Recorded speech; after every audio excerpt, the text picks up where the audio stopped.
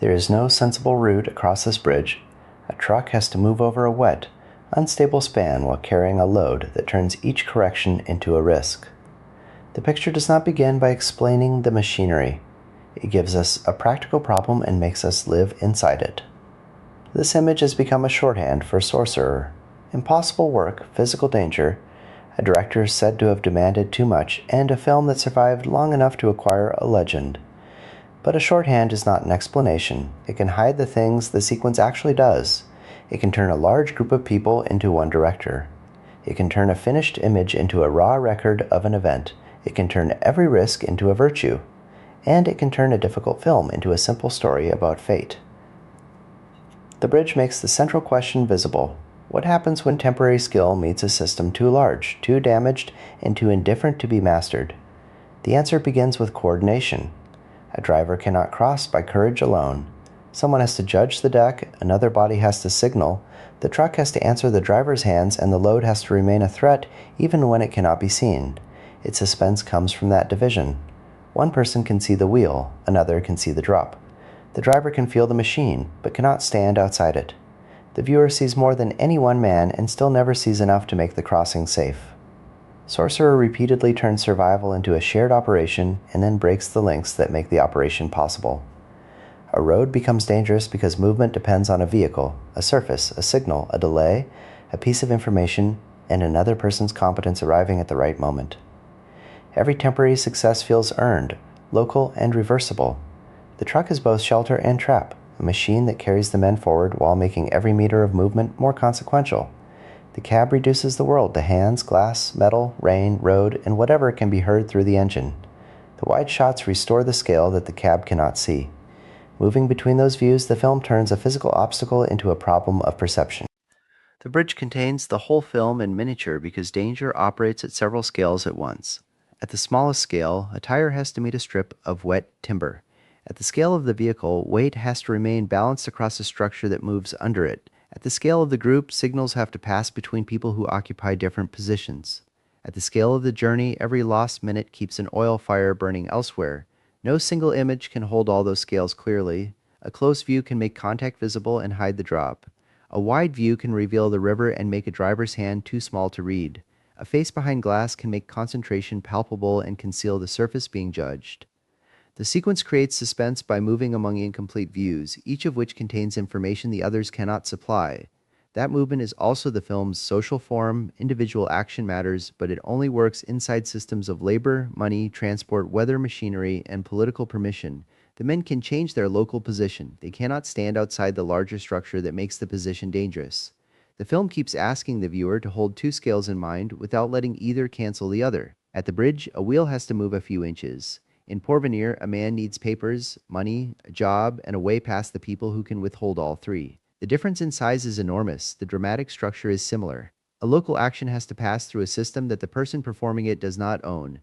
That is why the physical detail never becomes empty realism.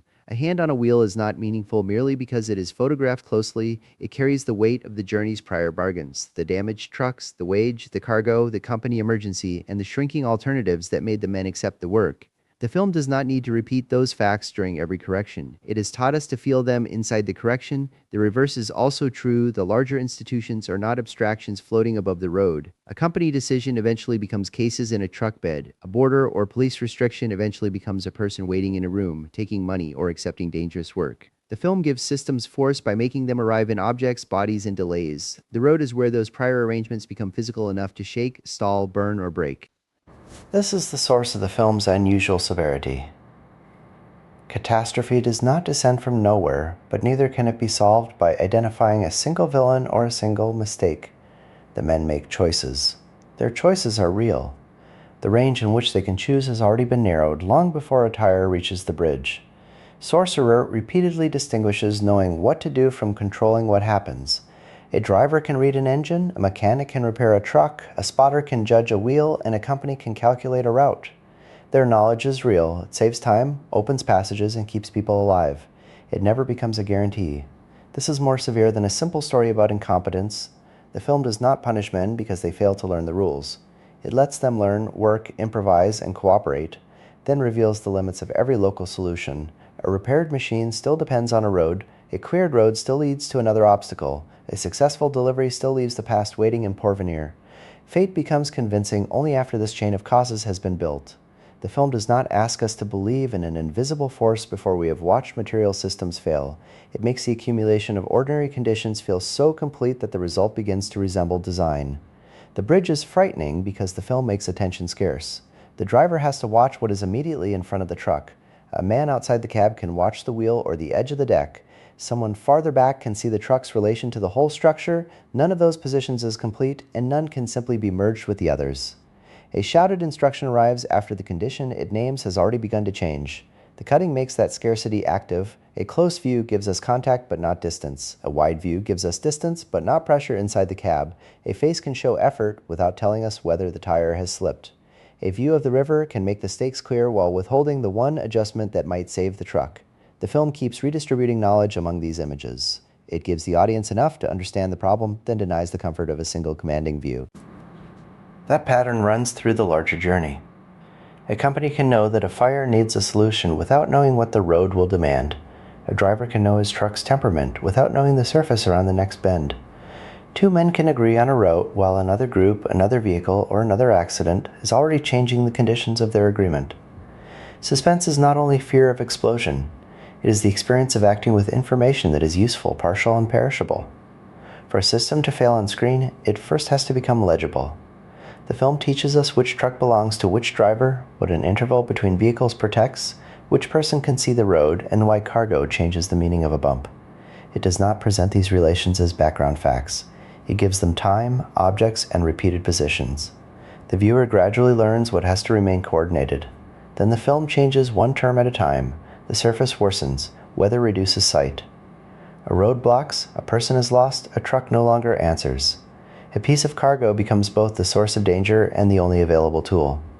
The suspense comes from seeing an arrangement lose its margins. Each solution preserves the journey for a while, but each also leaves fewer people, machines, routes, or minutes available for the next problem. This is why the film can feel merciless without becoming random.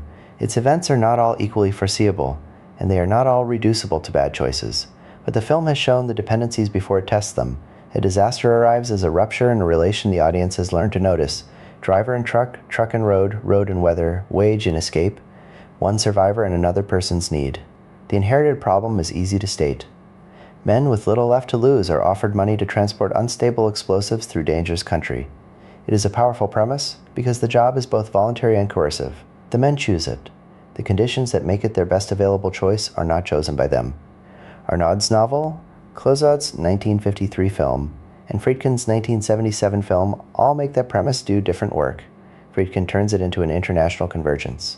4 men lose 4 different lives before they enter the same town. The road is not merely a job in that structure. It is the first shared condition of men who have already lost every other road out. The prologues, Porvenir, the trucks, the order of losses, and the ending each change the inherited premise. Sorcerer makes danger less a local ordeal than a system that gathers money, borders, employers, vehicles, weather, exhaustion, and choice into one movement. Money does not arrive as a prize waiting at the end of an adventure. It is tied to names, documents, rooms, employers, police, machinery, and a town built around someone else's emergency. The job offers movement to men whose movement has already become restricted. It offers agency inside conditions that have made agency costly. The dangerous cargo never functions as a single abstract symbol. It changes the meaning of distance. A rough road is no longer merely rough. A delay is no longer merely delay. A repaired truck is no longer a sign of progress. Every ordinary practical fact begins to carry the possibility of a larger failure. The job is not forced in the narrow sense. No one drags the men into the trucks. The selection matters because they test, bargain, calculate, and accept. Yet the offer has been designed for people whose alternatives have already been reduced by exile, poverty, documents, police, and the price of travel. That is what makes the premise more disturbing than a wager among adventurers. The company can offer extraordinary danger because ordinary mobility is already beyond the men's reach. The wage does not merely compensate risk. It converts unequal freedom into a market. One side needs a dangerous task completed. The other needs the possibility of leaving. Arnaud names this condition with unusual bluntness, paid risk. Sorcerer makes it visible through a crowd, a finite number of places, a public offer, damaged vehicles, and men who know exactly why a lethal road can look like an opening. At first glance, Sorcerer seems like a title that tells us what the film means. It has encouraged generations of viewers to reach for fate, curse, magic, or an invisible force deciding the men's lives. Those readings are not absurd. The film can make events feel as though they are closing in from beyond any character's control. But Friedkin gave a more ordinary account of the word's origin. He said that he took it from Miles Davis's album Sorcerer. Only later did he connect the title with the film's idea of fate. Inside the story, it is also the name painted on one of the trucks. These facts do not ban the larger reading. They stop a later interpretation from disguising itself as the original naming decision. The title sits in two places at once. On the truck, it is a painted name, a mark that lets the viewer distinguish one battered vehicle from the other as the convoy begins to divide. Above the film, it becomes a word large enough to pull fate, curse, and occult power into the frame. The name is practical before it is mystical. The film earns its larger feeling by making material conditions accumulate until they begin to look like a design. The painted word matters because it changes scale. On the vehicle, it belongs beside mud, metal, cargo, and the labor of keeping the truck running. It is as practical as a number painted on a racing car, a way to recognize one moving object amid another. When the convoy separates, that recognition becomes part of the film's information system. A viewer can understand which machine has crossed, stalled, waited, or disappeared. Outside the frame, the same word has to carry a far larger burden. Posters, reviews, and later memory receive Sorcerer as a title before they encounter the truck that wears it. The title can make the film sound supernatural, even though the immediate pressure of the story is built from money, fuel, weather, terrain, weapons, fatigue, and mechanical wear. That mismatch is not a flaw that one explanation can remove. It is part of the film's strange double life, a concrete transport ordeal held under a name that keeps inviting metaphysical interpretation. The best reading holds both scales together. The film does not become less material when viewers feel a curse closing in.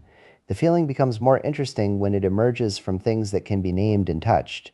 A bridge deck moves, a tire loses purchase, a payment cannot undo a pursuit. A truck name begins as paint and gathers myth only after the road has given it a history. Friedkin's later accounts matter because Sorcerer was unusually important to him. He called it the film closest to his vision. He described its characters as people trying to escape forms of purgatory and its world as indifferent to effort, courage, and deserving. Those statements give the finished work a clear philosophical frame. They do not replace what is on screen. A director can describe fate, but the film has to create fate from performances, cuts, machines, weather, money, sound, and physical cause. A later explanation can sharpen the relation among those elements. It cannot make a vague image precise or turn every accident into a single intended symbol. This distinction makes Friedkin's account more interesting, not less. The film does not simply illustrate a doctrine announced in advance. It discovers pressure through the work of many people and through forms that do not always agree. Green's writing, Scheider's performance, Box's design, Tangerine Dream's music, Smith's editing, and the physical conditions recorded by the camera. The result is a film in which intention and contingency resemble its own subject. A strong plan enters a damaged world, other people, materials, accidents, and limits change what the plan can become. The film makes authorship easiest to see when a single image has several demands at once. A truck on the bridge has to remain a truck with weight, a performance with a body inside it, a camera problem, a weather problem, a sound problem, and an edited piece of information. No one credit can replace the others. A director may decide what the image needs to accomplish. The image still has to pass through design, construction, driving, photography, effects, cutting, and re-recording before it can make the viewer feel that accomplishment. This does not dilute Friedkin's role into a vague collective. It gives his role a shape. Direction is visible in the pressure an image has been asked to hold. How long a wheel remains a question when a wide view withholds a driver's response when weather becomes an obstacle instead of atmosphere. When a cut returns to a waiting truck rather than rewarding the vehicle that has just advanced. Those choices create a pattern. They are also dependent on workers who make the available choices larger, smaller, stranger, or more expensive. The same relation holds in quieter scenes. A document becomes consequential because writing has placed it in a transaction. Performance has made a person wait for it.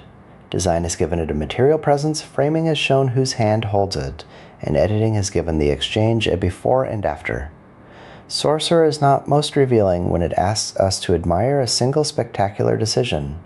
It is most revealing when it lets a system of decisions become visible through an object, a gesture, and a change in what a character can do next. That is why small work keeps returning to the foreground. A cable, a tool, a paper, a road surface, an engine response, or a glance through glass can carry the film's larger questions more honestly than a grand statement about destiny. The film is made by coordination, and it makes coordinate and it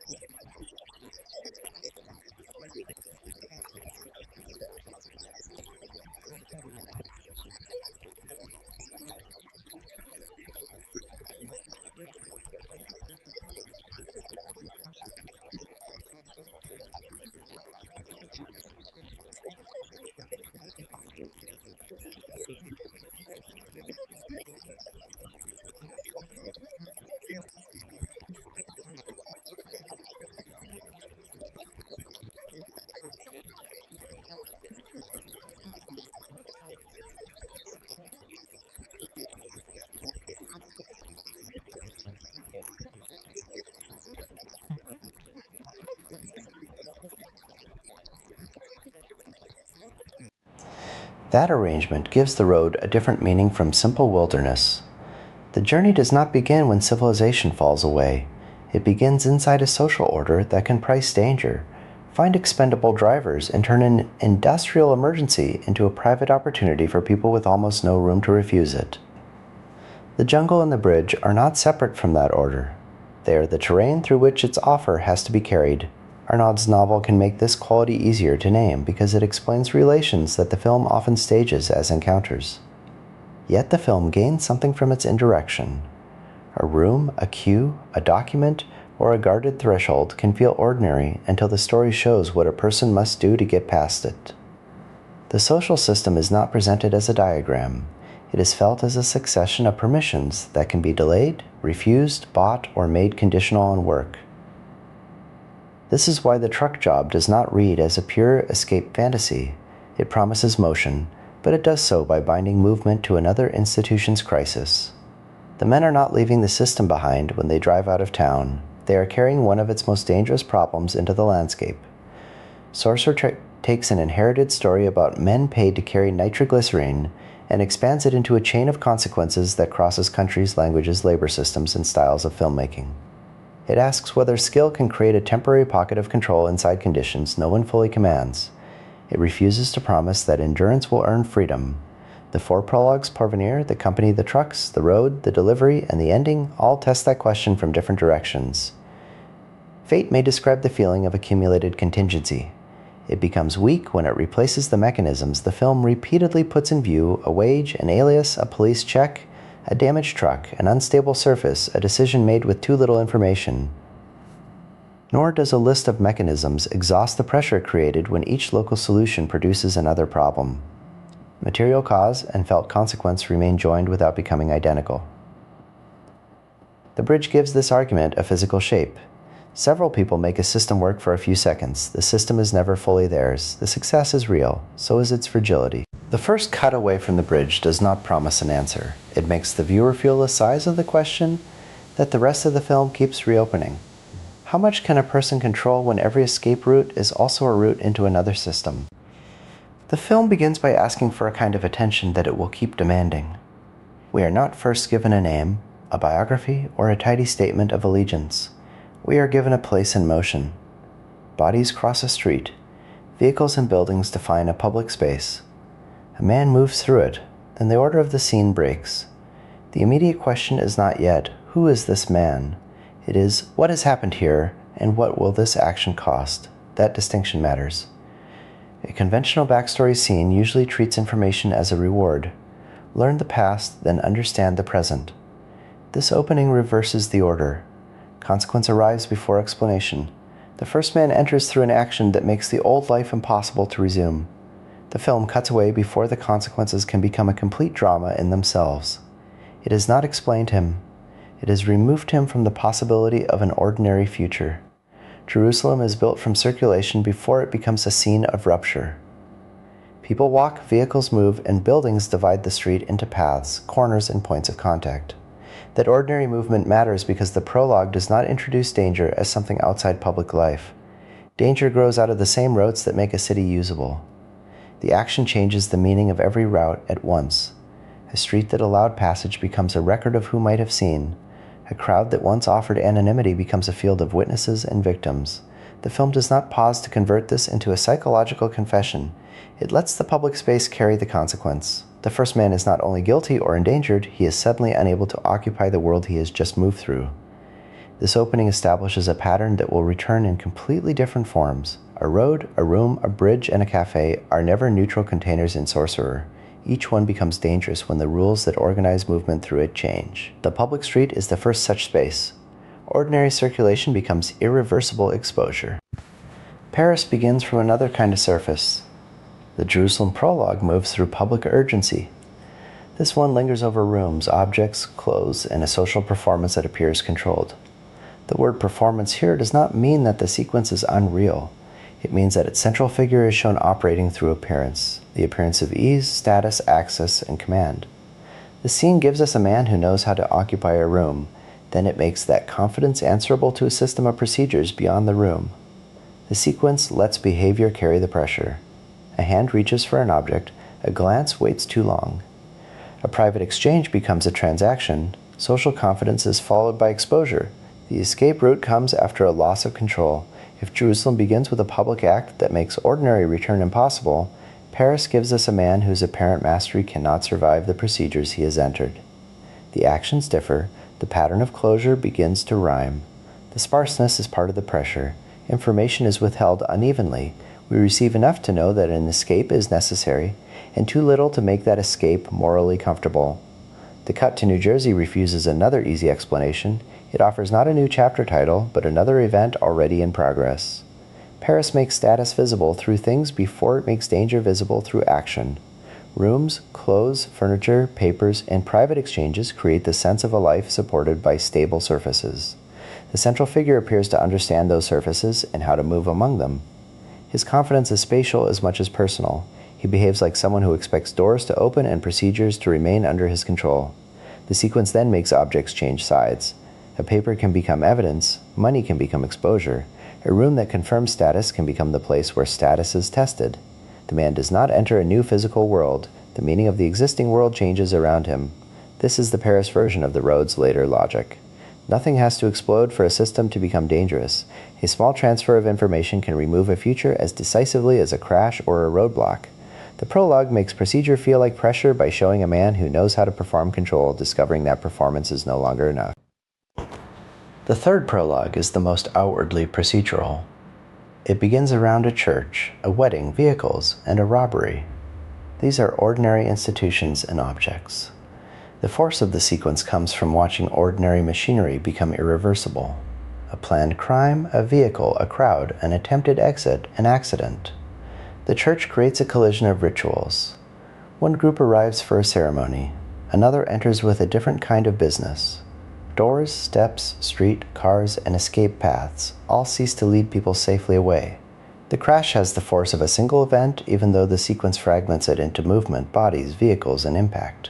Friedkin's phrase, action as character, becomes concrete here. Character is disclosed through decisions made under pressure, who initiates, who follows, who freezes, who sees too late, who tries to get away. New Jersey gives the pattern its most mechanical form. A route is planned. The route fails. The person who survives it has to leave before the scene can explain what survival will cost. The church gives the robbery more than a recognizable location.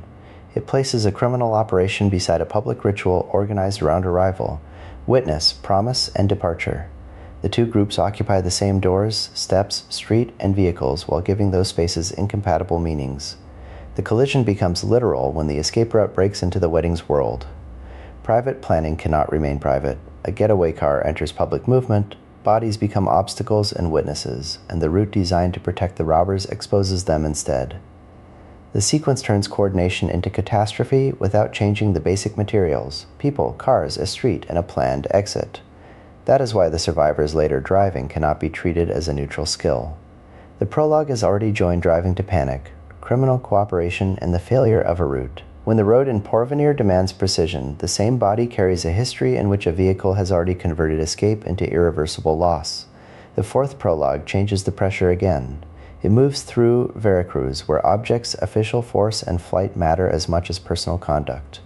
We are no longer only watching an individual lose a private life. The sequence makes the relation between a man and the institutions around him more visible.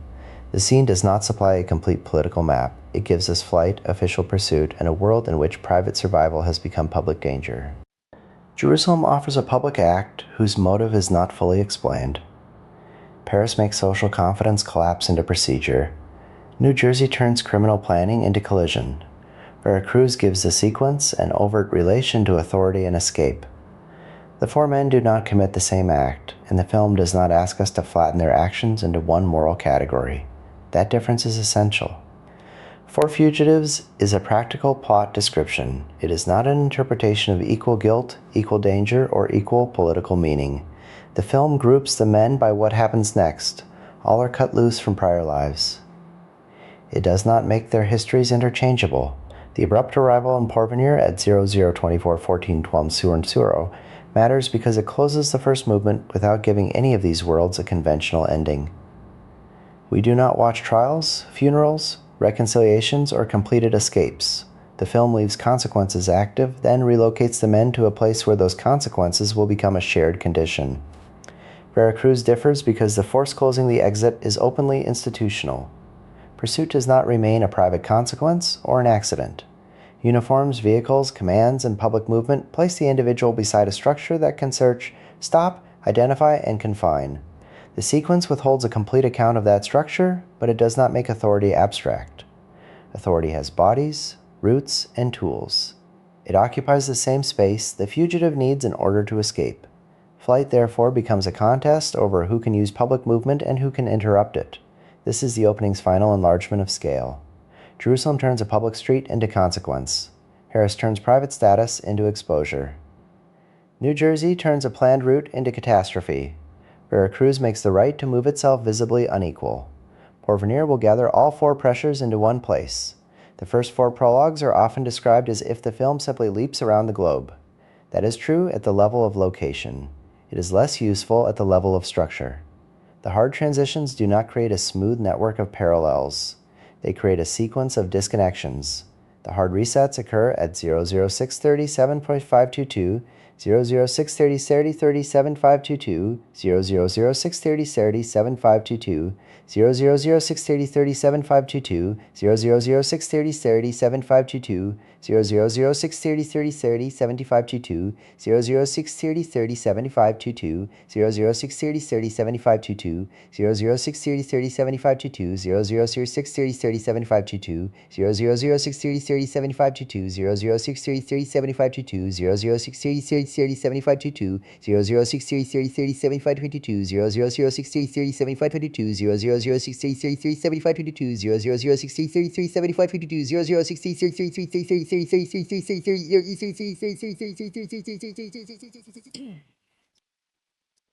0016 12 14 37 14 20 37 Russ 0036 30 30 30 30 30 32 00060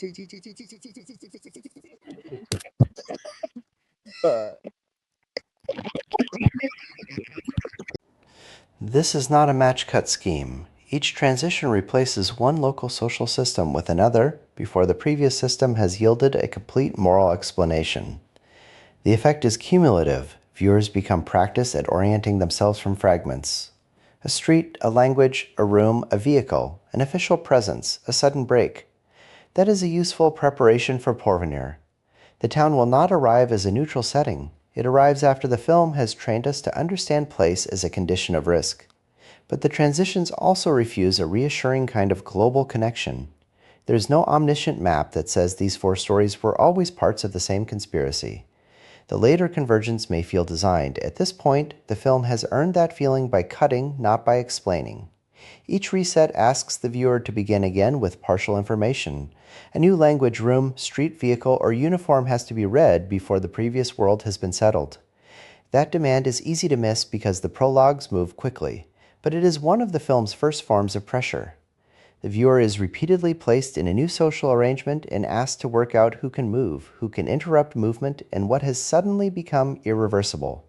The four openings do not offer equal kinds of orientation.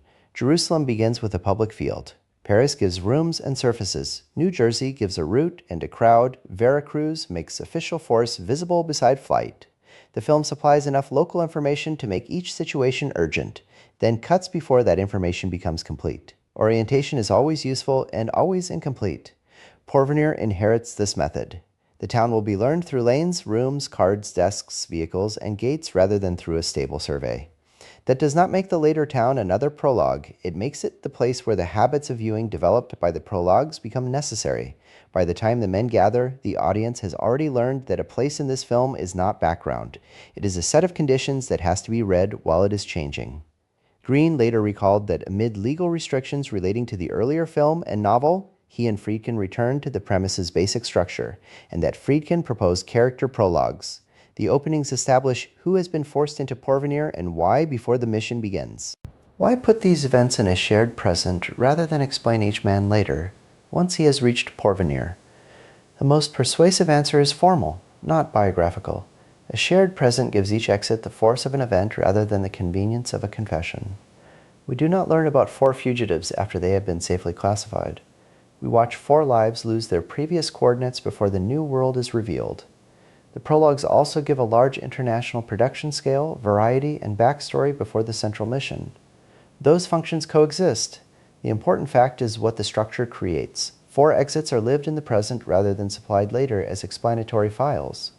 Bud Smith later recalled an international recut that moved the prologues into flashbacks during the truck journey, a change Friedkin opposed.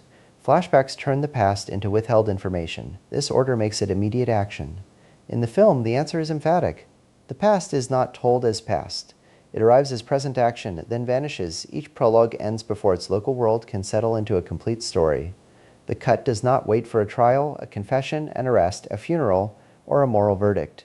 It breaks the scene at the moment its consequences become unavoidable. The viewer has just enough information to know that a life has closed, but not enough to live inside the closure. Each departure remains unfinished when the next man appears. The result is not simply speed. These cuts make explanation arrive late. When Porvenir gathers the men, their pasts already carry force, even though no one past has been turned into a stable psychological key. The film gives the viewer 4 pressures rather than 4 solved identities. The film's restraint has an emotional cost. It spends nearly 24 minutes with men whose histories are partially visible and morally unstable before the road offers practical fellowship. Later danger is not a simple reward for people already approved. When the men are offered work in Porvenir, the question becomes what happens when compromised people are given a lethal bargain. It can also be a weakness. Roy Scheider later objected that the prologues made it difficult for audiences to care about the characters.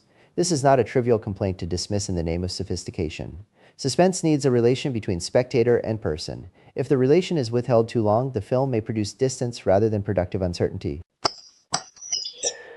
The film changes the grounds on which we care. It directs attention first to exposure, behavior, and consequence. Explanation, remorse, confession, family, and unambiguous victimhood all arrive late or not at all. That delay changes the moral texture of danger. Later, a truck sliding on mud or stopping before an obstacle does not belong to a hero whose goodness has been certified in advance. The road puts physical peril around men who remain difficult, damaged, compromised, and only partly known. The film asks whether vulnerability can matter before innocence has been established. The prologues give the audience a strange advantage in Porvenir. Each man arrives with the past the other men may not know, while the viewer has seen some version of it. That knowledge does not make the viewer morally secure. It is partial, and the 4 events do not tell us everything about motive, character, or consequence. But it changes the meaning of an ordinary gesture in the town. A quiet man at a table may be waiting for work. The viewer also knows that he has been cut loose from another world. This is different from a detective story in which hidden information is held back so that a later revelation can solve a puzzle. The information is given early, but its use remains uncertain. We know enough to understand why escape may matter. We do not know enough to decide who deserves sympathy, trust, punishment, or rescue. The film turns prior knowledge into pressure rather than into mastery. That asymmetry helps explain why the later crew never becomes a simple ensemble. The road places the men in intimate practical dependence, but it does not give them the shared history the viewer has received in fragments. Each driver has to judge the others by what they do now. The viewer does the same, but with an unstable archive of earlier actions in mind. The prologues, therefore, make later cooperation more tense. They create knowledge without creating trust. Friedkin said that he and Walon Green developed the characters, storyline construction, and events together, while Green wrote the screenplay's words. Green later recalled an abandoned first stretch of roughly 60 or 70 pages, followed by a restart in which they worked scene by scene. The prologues distribute information among speech, gesture, image, and untranslated exchange. Speech can direct attention, but gesture and rote can also make a relation legible.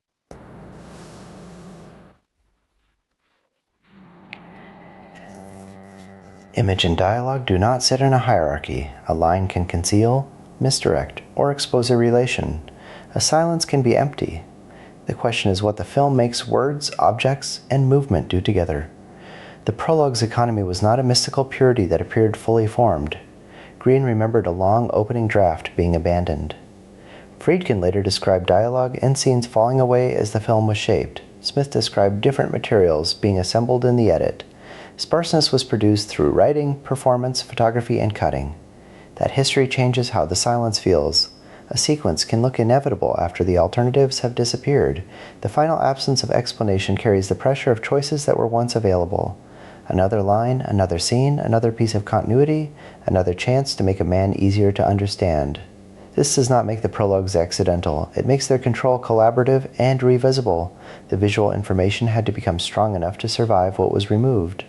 A route, a gesture, a room, an object, a crowd, or a vehicle had to carry the relation that dialogue no longer stated. The result is a demanding bargain with the audience.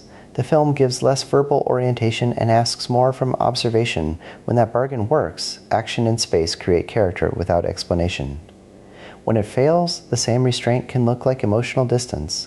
Scheider's objection belongs inside the form, not outside it. In Jerusalem, a person's relation to a crowd, a route, and an irreversible act appears before a stable explanation. In Paris, social performance collides with procedure.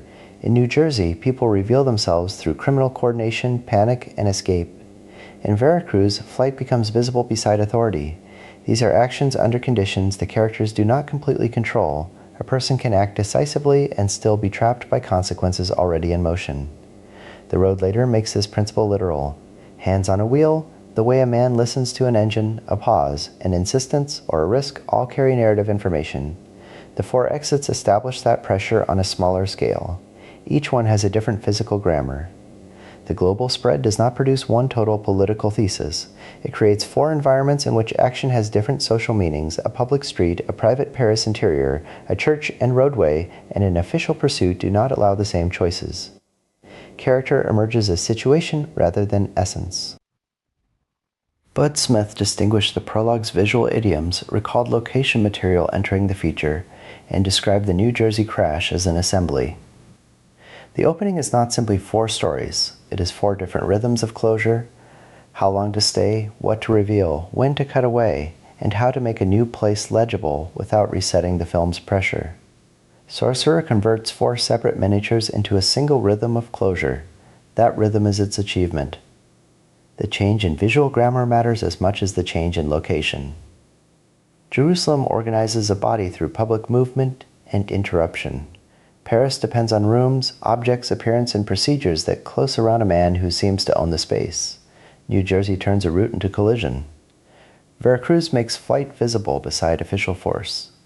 The prologues teach the viewer to see pressure changing shape from one social world to another, so the useful comparison is effect, not motive. The film makes exile an opening event. The novel gives the later work of leaving a different narrative weight. That difference changes how we meet the men before any truck is built. The contrast is especially clear in what each structure lets the audience carry into the job. Arnaud's town is already a dense social field before the drivers become the center of its emergency, work, illness, poverty, company calculation, and the lack of an easy departure press on the men from the beginning. Sorcerer makes its drivers the first sustained units of attention, then reveals the town that can convert their separate failures into a paid collective task. This does not make the film's town empty of social pressure. It changes the route by which pressure becomes visible. The novel's men are understood inside a larger world of constraints. The film first lets the audience feel 4 individual closures, then places those closures inside a town where papers, police, money, work, and company need make the offer possible. The shift alters the order of sympathy as well as the order of plot. That is enough for comparison at this point. The difference in structure can be observed without turning it into a story about one creator correcting another. The question is what the changed order does. It makes the journey begin with people whose pasts are already active, rather than making their pasts one element in a town the audience has first learned to inhabit. The most immediate difference between Sorcerer and Arnaud is not a single altered incident. It is the order in which pressure reaches the audience. The novel spends time in the town's social and industrial conditions before its men are committed to the journey. Sorcerer begins elsewhere, with 4 exits that make the town's wage look like an answer to lives already broken apart. That alteration changes the moral rhythm of the mission. In the novel, the job rises from a wider field of poverty, company calculation, illness, and immobility. In Sorcerer, the viewer first receives 4 private closures and only later sees the town and company that can turn those closures into labor. One work moves outward from an industrial world toward individual desperation.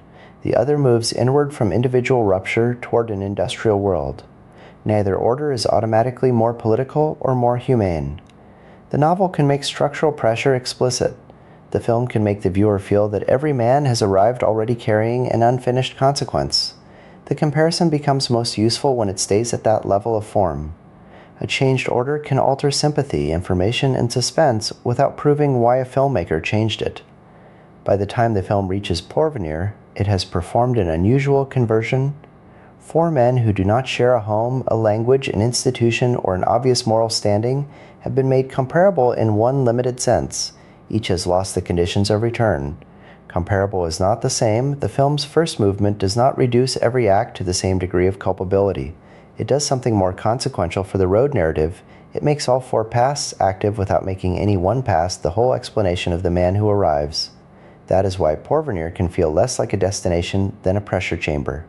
The men arrive carrying different debts, different skills, different languages, and different forms of fear. What they share is the inability to resume the life that came before. There are two ways to read this arrangement. One is metaphysical.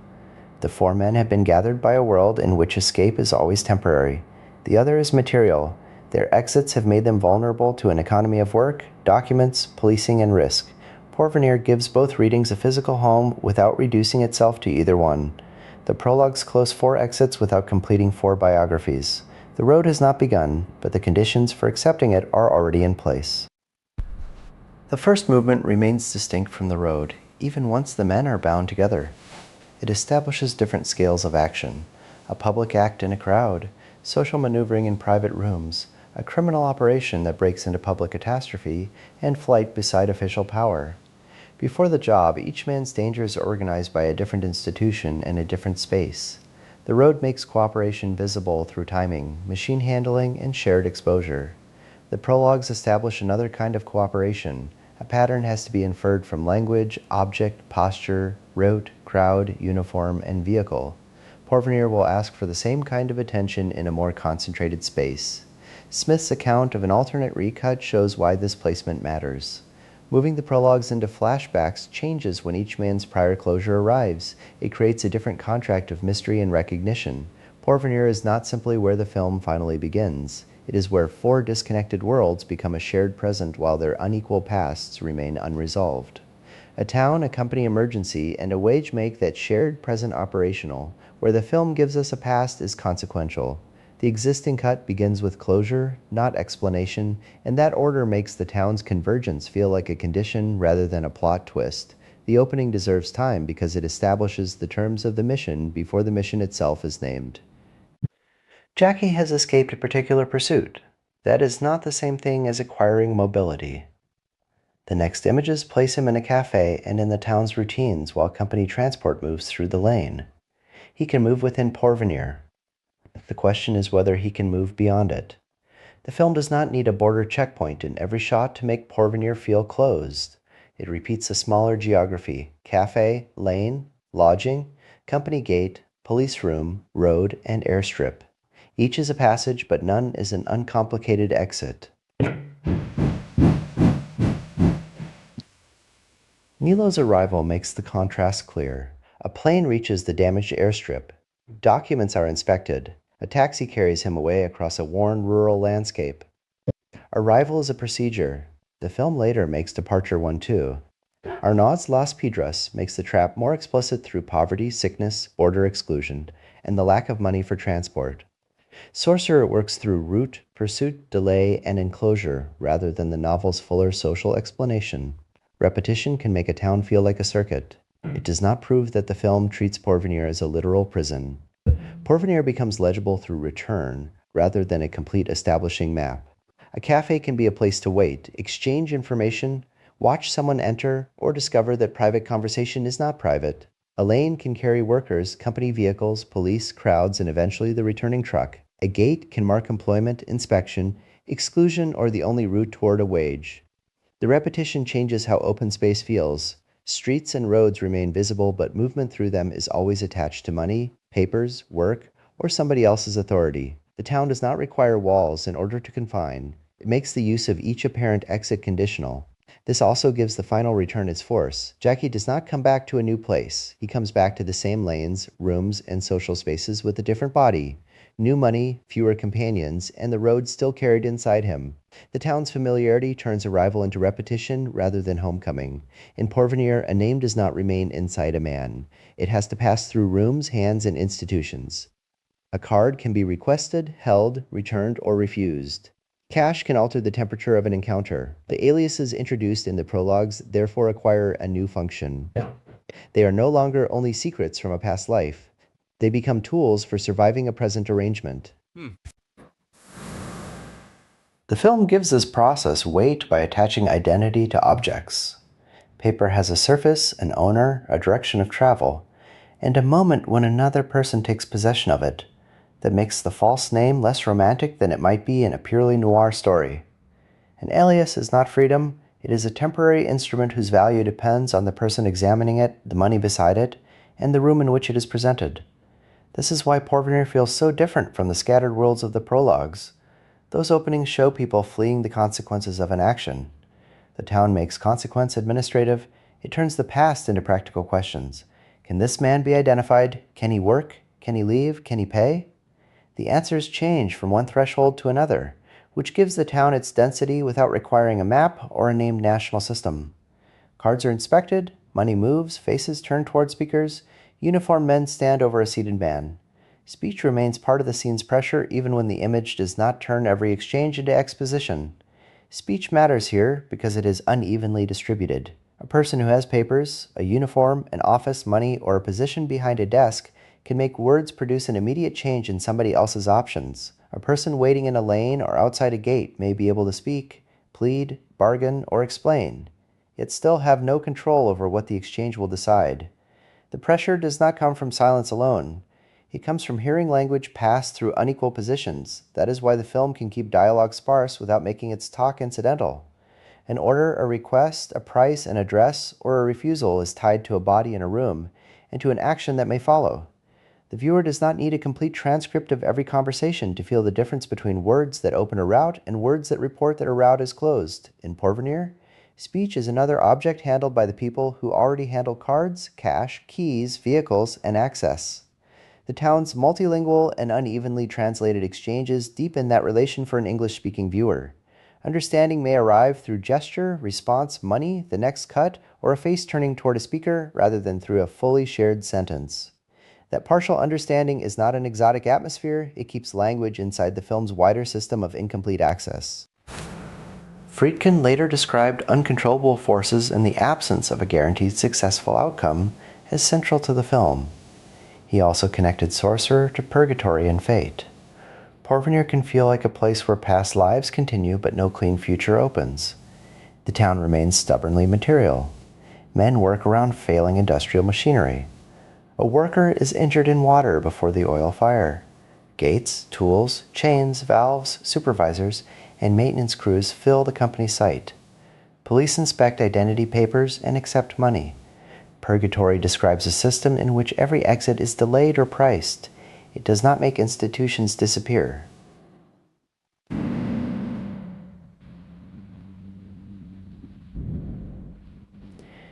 Before the oil fire becomes the company's emergency, Porvenir has already been shown through work around water, machinery, transport, and damaged infrastructure. That ordering matters. Catastrophe does not strike an empty adventure landscape. It ruptures routines that bodies were already maintaining. Water and fire organize opposite kinds of pressure. Water belongs to labor, passage, weather, mud, and the bridge.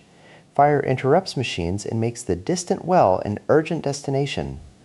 The two elements never become pure symbols. They remain attached to workers, tools, vehicles, and the practical consequences of a company operation. The oil blaze, therefore, changes the town at several levels. It creates a technical problem for managers, a public loss for workers and families, an intervention for official force, and a narrow opportunity for men who have been unable to leave. One event produces different meanings because people meet it from different positions. After the oil field explosion, the film cuts to managers discussing the blast, government response, insurance, tanker obligations, and restoring the well. The office converts visible disaster into an operational problem through papers, desks, and a deadline. Outside, a truck brings dead or injured workers into Porvenir, grief gathers, and soldiers intervene. The sequence gives us two vantage points on the emergency.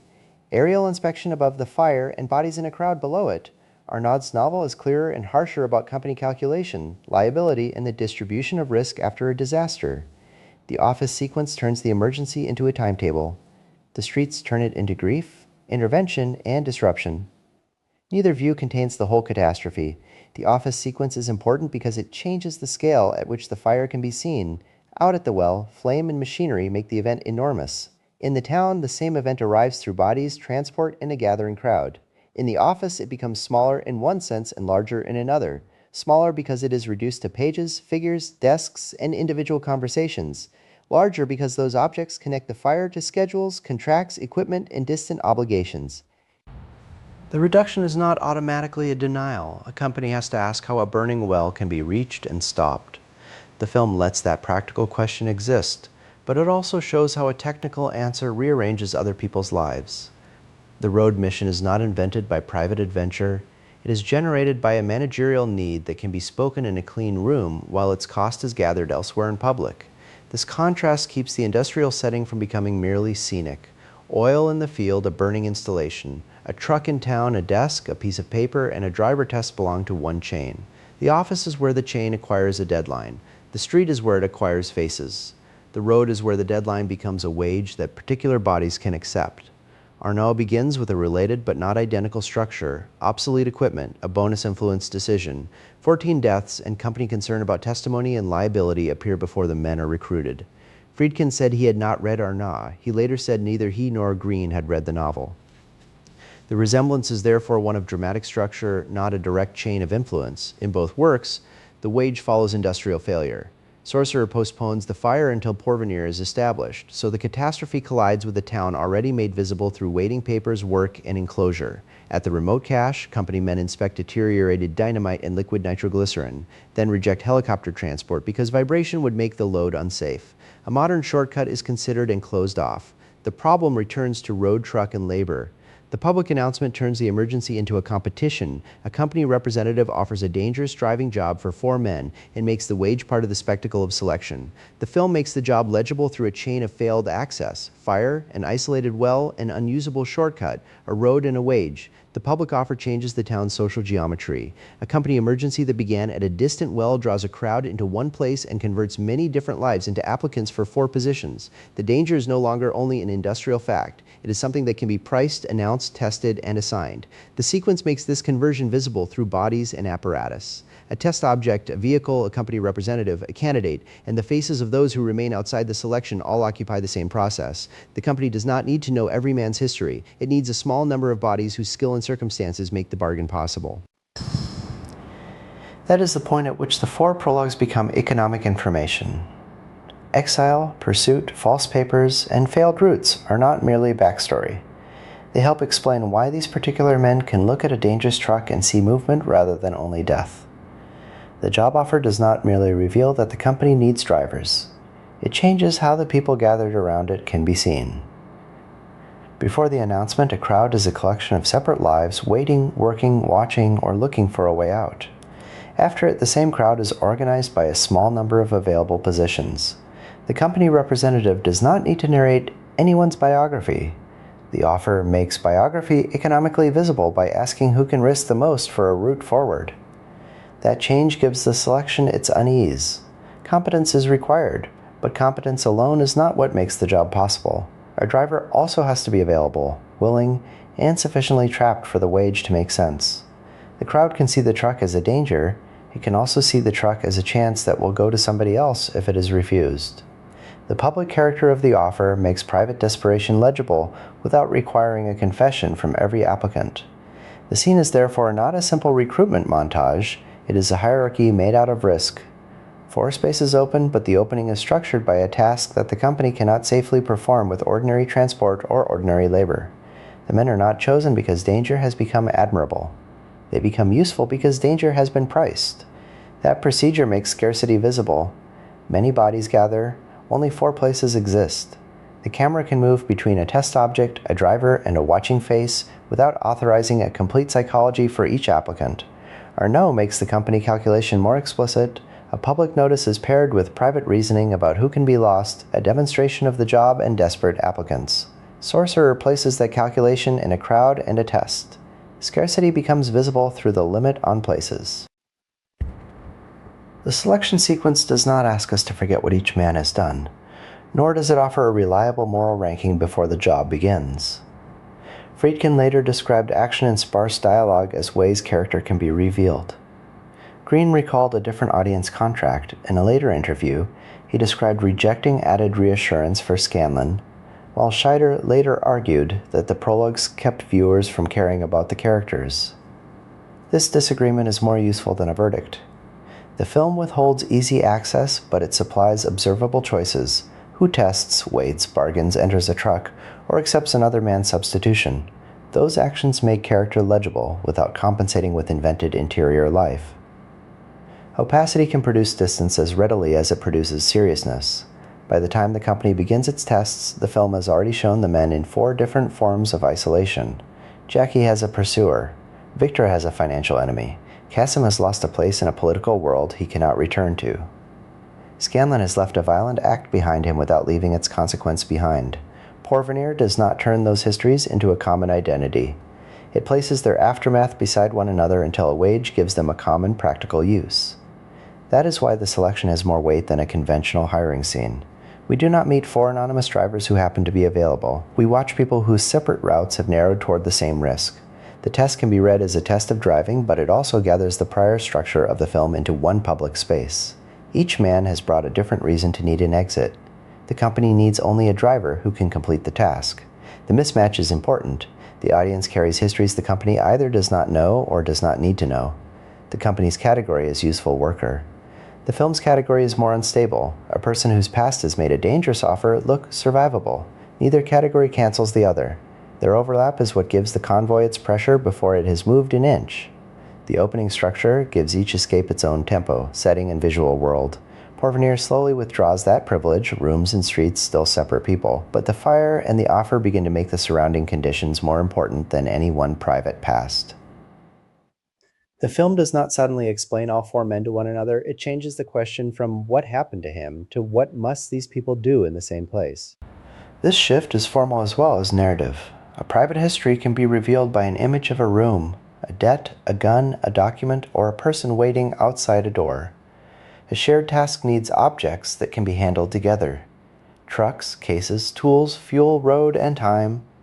The film moves toward those objects before the journey begins. The result is not fellowship. It is coordination under terms none of the drivers wrote. That distinction protects the later road from an easy team story reading. The men are joined by cargo and payment before they are joined by trust. Their common task creates proximity, dependence, and a practical reason to read one another's actions. It does not remove the knowledge that each man arrived with a separate calculation. The convoy begins as an agreement. Whatever solidarity it develops has to be made under pressure, not assumed at the depot. A wage is not only an amount of money, it is a way of measuring how much danger can be made acceptable to someone with few alternatives. The public offer in Sorcerer puts that calculation in the open. The number of places is fixed, the task is dangerous, and the men have reasons to accept that reach beyond the job itself. Arnaud makes the language harsher by placing paid risk beside the wider immobility of people who cannot simply leave. Sorcerer gives the same question a different rhythm. It shows a crowd, a test, the repair of vehicles, cases being loaded, and 4 places narrowing out of many. The wage has to become visible as procedure before the road can make its costs visible as attrition. That does not cancel agency. The men bargain, wait, test themselves, and climb into the trucks. Their choice matters precisely because it is not made from safety. A choice can be real and constrained at the same time. The film refuses the comfort of treating those conditions as opposites. The wage does more than put a number beside a job. It turns waiting into an economic condition before the offer. Waiting in Porvenir can be aimless, anxious, or merely the duration of being unable to leave. Once the job exists, waiting has a direction. The trucks must be repaired, the cargo must be loaded, candidates must be chosen, and the well remains on fire somewhere beyond the town. Time begins to belong to both the company and the drivers, but not in the same way. For the company, delay threatens an industrial emergency. For the men, delay can mean losing a rare chance at payment or remaining exposed to the circumstances that brought them to Porvenir. The same deadline, therefore, reaches different people as different pressures. It is a timetable in an office, a test before a crowd, a repair in a garage, and later a stretch of road that cannot be crossed quickly. This is why the work has to be seen before the journey can carry its full weight. The convoy does not set out into danger simply because a screenplay needs an ordeal. It sets out after the town has converted time, labor, machinery, and private need into a single paid interval. The road will make that interval feel almost endless. The offer is where its clock begins. The strongest version of this argument is not that the men have no choice. The film keeps showing choices, and the choices carry consequences. Jackie buys escape papers before he reaches Porvenir. In Porvenir, money and a card alter his ability to work. The drivers submit to tests, negotiate terms, and enter rebuilt trucks. But a choice made under pursuit, precarious papers, and a town organized around an industrial emergency is not identical to a free choice made from safety. That is the part's central tension. It lets us see agency without romanticizing the bargain and coercion without turning the men into passive symbols. Named trucks and loaded cases turn the town's pressures into a shared departure. The arrival montage earns a slower look because it changes the question carried over from the openings. Those earlier movements make escape dramatic. A street erupts, a room becomes unsafe, a vehicle must leave now. Porvenir begins after that kind of departure has already happened. Jackie arrives among terrain, buildings, transport, animals, wounds, and other people. Nothing waits for him. The town was already busy, already worn, already arranged around work and waiting. That is why the film does not need a survey shot that explains the whole place. It teaches Porvenir by return. The cafe appears again. A lane appears again. The same truck traffic crosses the same human traffic. A room can conceal somebody for a night. The next scene can make it clear that concealment has not made him secure. The town becomes known in the way a person comes to know a place where he has too little money, through the few doors that might open and the greater number that do not. The result is different from simple confinement. Porvenir is full of movement. Men walk, vehicles pass, people gather, aircraft land, and gates open. But movement is never neutral. It belongs to employment, inspection, a ride somebody else controls, or information that must be paid for. The town is not a sealed box. It is a system in which every apparent exit asks a question first. The cafe permits waiting, watching, and being watched. A room permits a temporary private conversation, but not necessarily privacy from the larger town. The company gate makes movement conditional on work. The airstrip receives Nilo, but its damaged condition prevents arrival from becoming an easy image of connection. A police room turns a person into a document, a photograph, a name, and a possible payment. These places matter because each gives a different person the power to admit, inspect, pay, delay, or refuse. A border does not have to appear in every shot when authority is distributed this way. The camera can simply follow a card from one hand to another, or let a man wait outside a door while an answer is made somewhere beyond the frame. The small scale of these transactions keeps the town from becoming a generic exotic backdrop. Its pressure is made from rooms, desks, gates, and roads. The film withholds a full governmental map and a named national system. That absence does not license a convenient substitute. Porvenir is not explained by a label. It is shown through what people can and cannot make happen there. The visual grammar is concrete. A hand keeps a paper. A vehicle leaves without a passenger. A crowd closes around a public announcement. A company office turns an emergency into a deadline. The oil fire makes the town's divided perspective visible. From above and at a distance, the blazes scale. Flame, machinery, smoke, a damaged field. In the office, the same event becomes a problem of insurance, tanker obligations, a blocked well, and a timetable. The language of management does not erase the catastrophe. It changes the question from what has happened to what must be restored. Then the film returns to bodies. Workers are brought back into Porvenir. Grief collects in public. Soldiers enter the crowd. The cut does not establish a simple opposition between heartless managers and a single unified town. It does something more exact. It places the same industrial disaster in rooms where different forms of knowledge count. In one room, a deadline is urgent. In another, a death is visible. This is one reason the fire matters beyond its plot function. It is not merely the event that creates a mission. It reveals the chain that makes the mission possible. Industrial damage becomes an emergency. Emergency becomes a transport problem. Transport becomes a price, and the price is offered to people whose mobility is already compromised. The road has not begun, but its labor relation is already in place. When the company announces the job, the crowd is not simply informed, it is sorted. The offer gathers people who have different histories and different reasons for needing money, then reduces those differences to a question of four positions. A test object, a vehicle, a representative, a candidate, and the people left watching all belong to the same apparatus. That staging matters because it makes risk public before it makes it personal. The company does not need a speech about every applicant's desperation. It needs a task that is visibly difficult, a fixed number of places, and a wage large enough to make the danger discussable. The test turns danger into a qualification. Whoever can perform is invited to imagine the road as a route out. The faces around the test do not resolve into a row of private emotions. The sequence withholds that access. Its force comes from the limit on places. Many people can see the opportunity. Only 4 can become the bodies asked to carry it. Scarcity is not an atmosphere here. It is a procedure with witnesses. The driver test has an uneasy theatricality. A candidate must show that he can make a machine answer under observation. The company needs evidence of competence. The men need evidence that the promised work is a route they can enter. The crowd makes each test both practical and public. Someone performs for a job while everyone watching is also measuring an opportunity that will not be offered to all of them. That performance differs from the later road because it has an audience and a defined end. The test is designed to decide something. A driver succeeds or fails in front of people who can move him into or out of the next stage. On the road, the same competence will remain necessary but lose its decisive authority.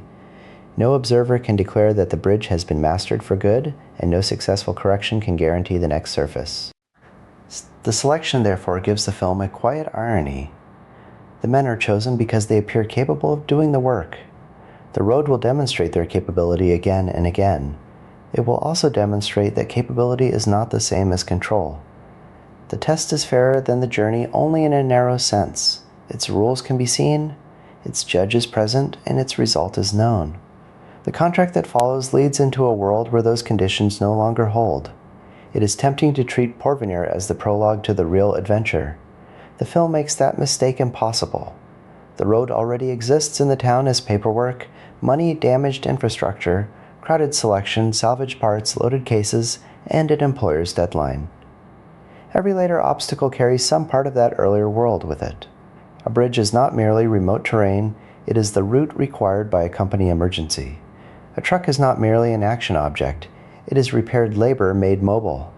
The departure therefore does not leave politics behind for a pure spectacle. It moves the town's relations into another scale. The company may disappear from the frame for long stretches, but its need remains inside the cargo. The drivers may become more dependent on one another than on the people who hired them. But the wage remains the reason their cooperation was assembled in the first place. This continuity gives the road its severity. The men are not travelers discovering danger from a position of freedom. They are workers carrying an emergency away from the people and institutions that created the terms of their work. The route appears empty at times, but it is full of the town's prior decisions. Porvenir is not left behind when the trucks depart. It has been loaded into them before the selection. The men are principally separate figures enduring the results of separate acts. After the selection, they enter a common contract. That contract does not make them innocent, and it does not erase the past that brought them to Porvenir. It changes the scale on which those pasts matter.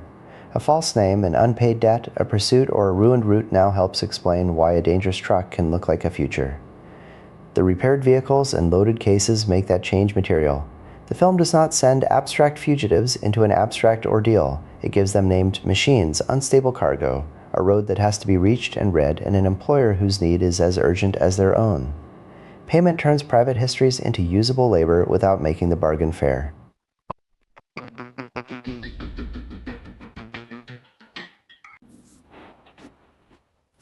This is where the comparison with Arnaud is most useful. The novel speaks more openly about the surrounding immobility in the company calculation. Sorcerer concentrates those pressures into a crowd, a test, truck parts, cash, and paperwork. The difference is not a reduction of the question, it is a change of method. One work states more of the social machinery. The other makes the machinery appear in the objects and transactions that lead men toward the road. The chapter therefore ends with a conversion rather than a release. The drivers have accepted the work, but acceptance has not answered what the wage can buy. It has made the wage operational. 4 men who were trying to survive separate pasts now share a task whose terms are visible and whose outcome nobody can master. The town's visual density is part of that pressure. The arrival and later return do not give us a clean administrative map of Porvenir.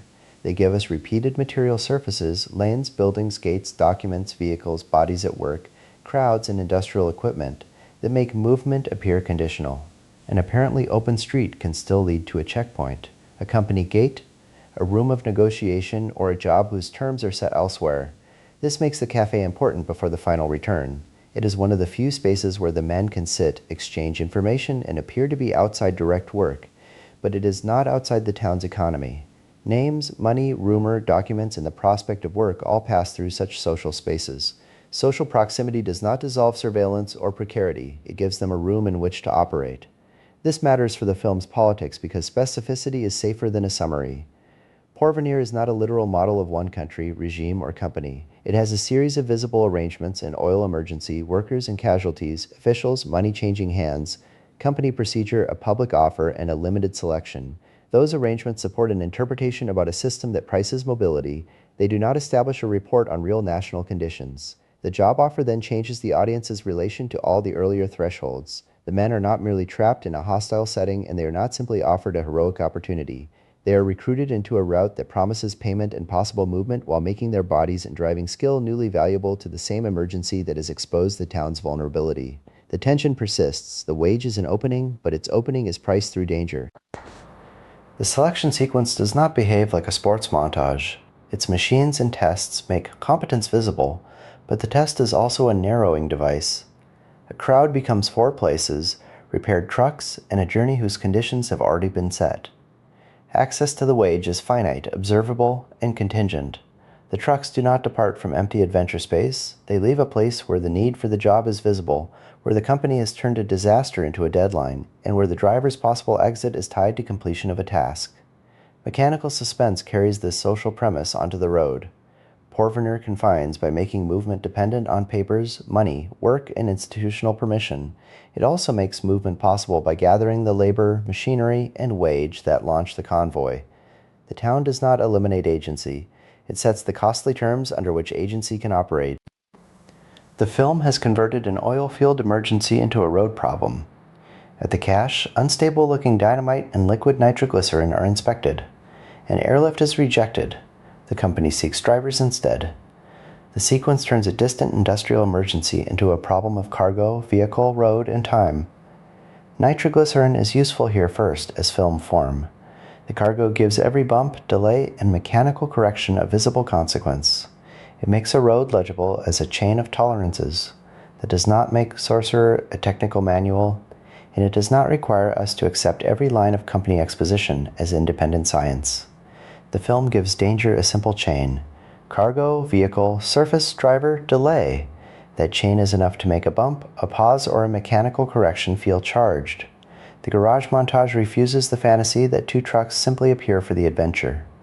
Selected drivers, mechanics, and helpers salvage parts and rebuild 2 derelict vehicles. Hands, tools, engines, axles, tires, welding, and working bodies receive repeated close attention. The montage condenses labor into gestures and reactions, but it never makes the work look effortless. Arnaud also details improvised preparation, suspension, ballast, red hazard paint, and inspection. Similar labor does not prove a direct line of influence. Friedkin's account of not reading the novel blocks that shortcut. Tools and bodies matter before truck glamour. The painted names give the trucks a practical identity before they collect symbolic weight. When rain, distance, mud, and cross-cutting begin to separate the convoy, the names allow the viewer to keep track of which machine is moving, waiting, or in trouble. Sorcerer and Lazaro become more than labels only because the road puts them under different pressures. That order matters. The film does not begin with mystical machines. It begins with salvage, paint, labor, and an urgent cargo. A name becomes charged after the viewer has watched a damaged vehicle turned into a temporary instrument of escape. Porvenir does not have the stable visual identity of a city that can be understood from one establishing view. Roads, buildings, oil infrastructure, rooms, rain, and vegetation create a place that seems assembled from incompatible pressures. The effect suits the story. The town looks less like a homeland than a place where many routes have broken or stalled. This visual instability keeps the landscape from becoming decorative elsewhere. Every surface is tied to a job, a barrier, a delay, a person under watch, or a machine that requires attention. The environment does not simply surround the men, it organizes what they can do. Bud Smith's scouting account turns the route into an editorial object before it becomes a production location. He carried storyboards through several South American countries, photographed possible roads and jungle movement on 16mm film, and assembled material that could be used to imagine one punishing journey. John Box and Roy Walker could then treat those images as design references rather than a record of one already existing road. This explains why Sorcerer's geography feels continuous without becoming stable. The route was not simply found, it was selected, combined, extended, built, and later cut into a journey. Different landscapes can share a dramatic function even when they do not share a real map. A road can begin as footage, become a design problem, then return to the screen as apparently continuous terrain. The method mirrors the film's larger construction. 4 disconnected prologues are made to converge in Porvenir. Disparate places become one route, multiple trucks can stand for the same named machine. Separate takes become one unstable crossing. The film's unity is manufactured from parts without hiding the pressure between them. That is why geographic inconsistency can be productive here. A perfectly coherent map might make the journey look conquerable. Sorcerer creates a route that remains materially specific from shot to shot while resisting the comfort of a complete survey. The men can solve the terrain in front of them. They cannot possess the whole road. The film does not ask the viewer to believe in Porvenir because a map or a title card has named it. It gives the place a usable physical vocabulary, a lane that carries people and trucks, a room where money and papers change hands, a company gate, a cafe, an airstrip, machinery, mud, and an approach road. The vocabulary returns in different combinations until the town can be recognized from function as much as from appearance. The road receives the same treatment. It is not one continuous ribbon through a landscape. It arrives as a succession of surfaces and working conditions: a rough track, timber, rain, a deck, mud, a tree, a crater, a roadblock, a final exposed stretch. A viewer may not be able to place every site on one real map, but can still understand what each surface permits, delays, or destroys.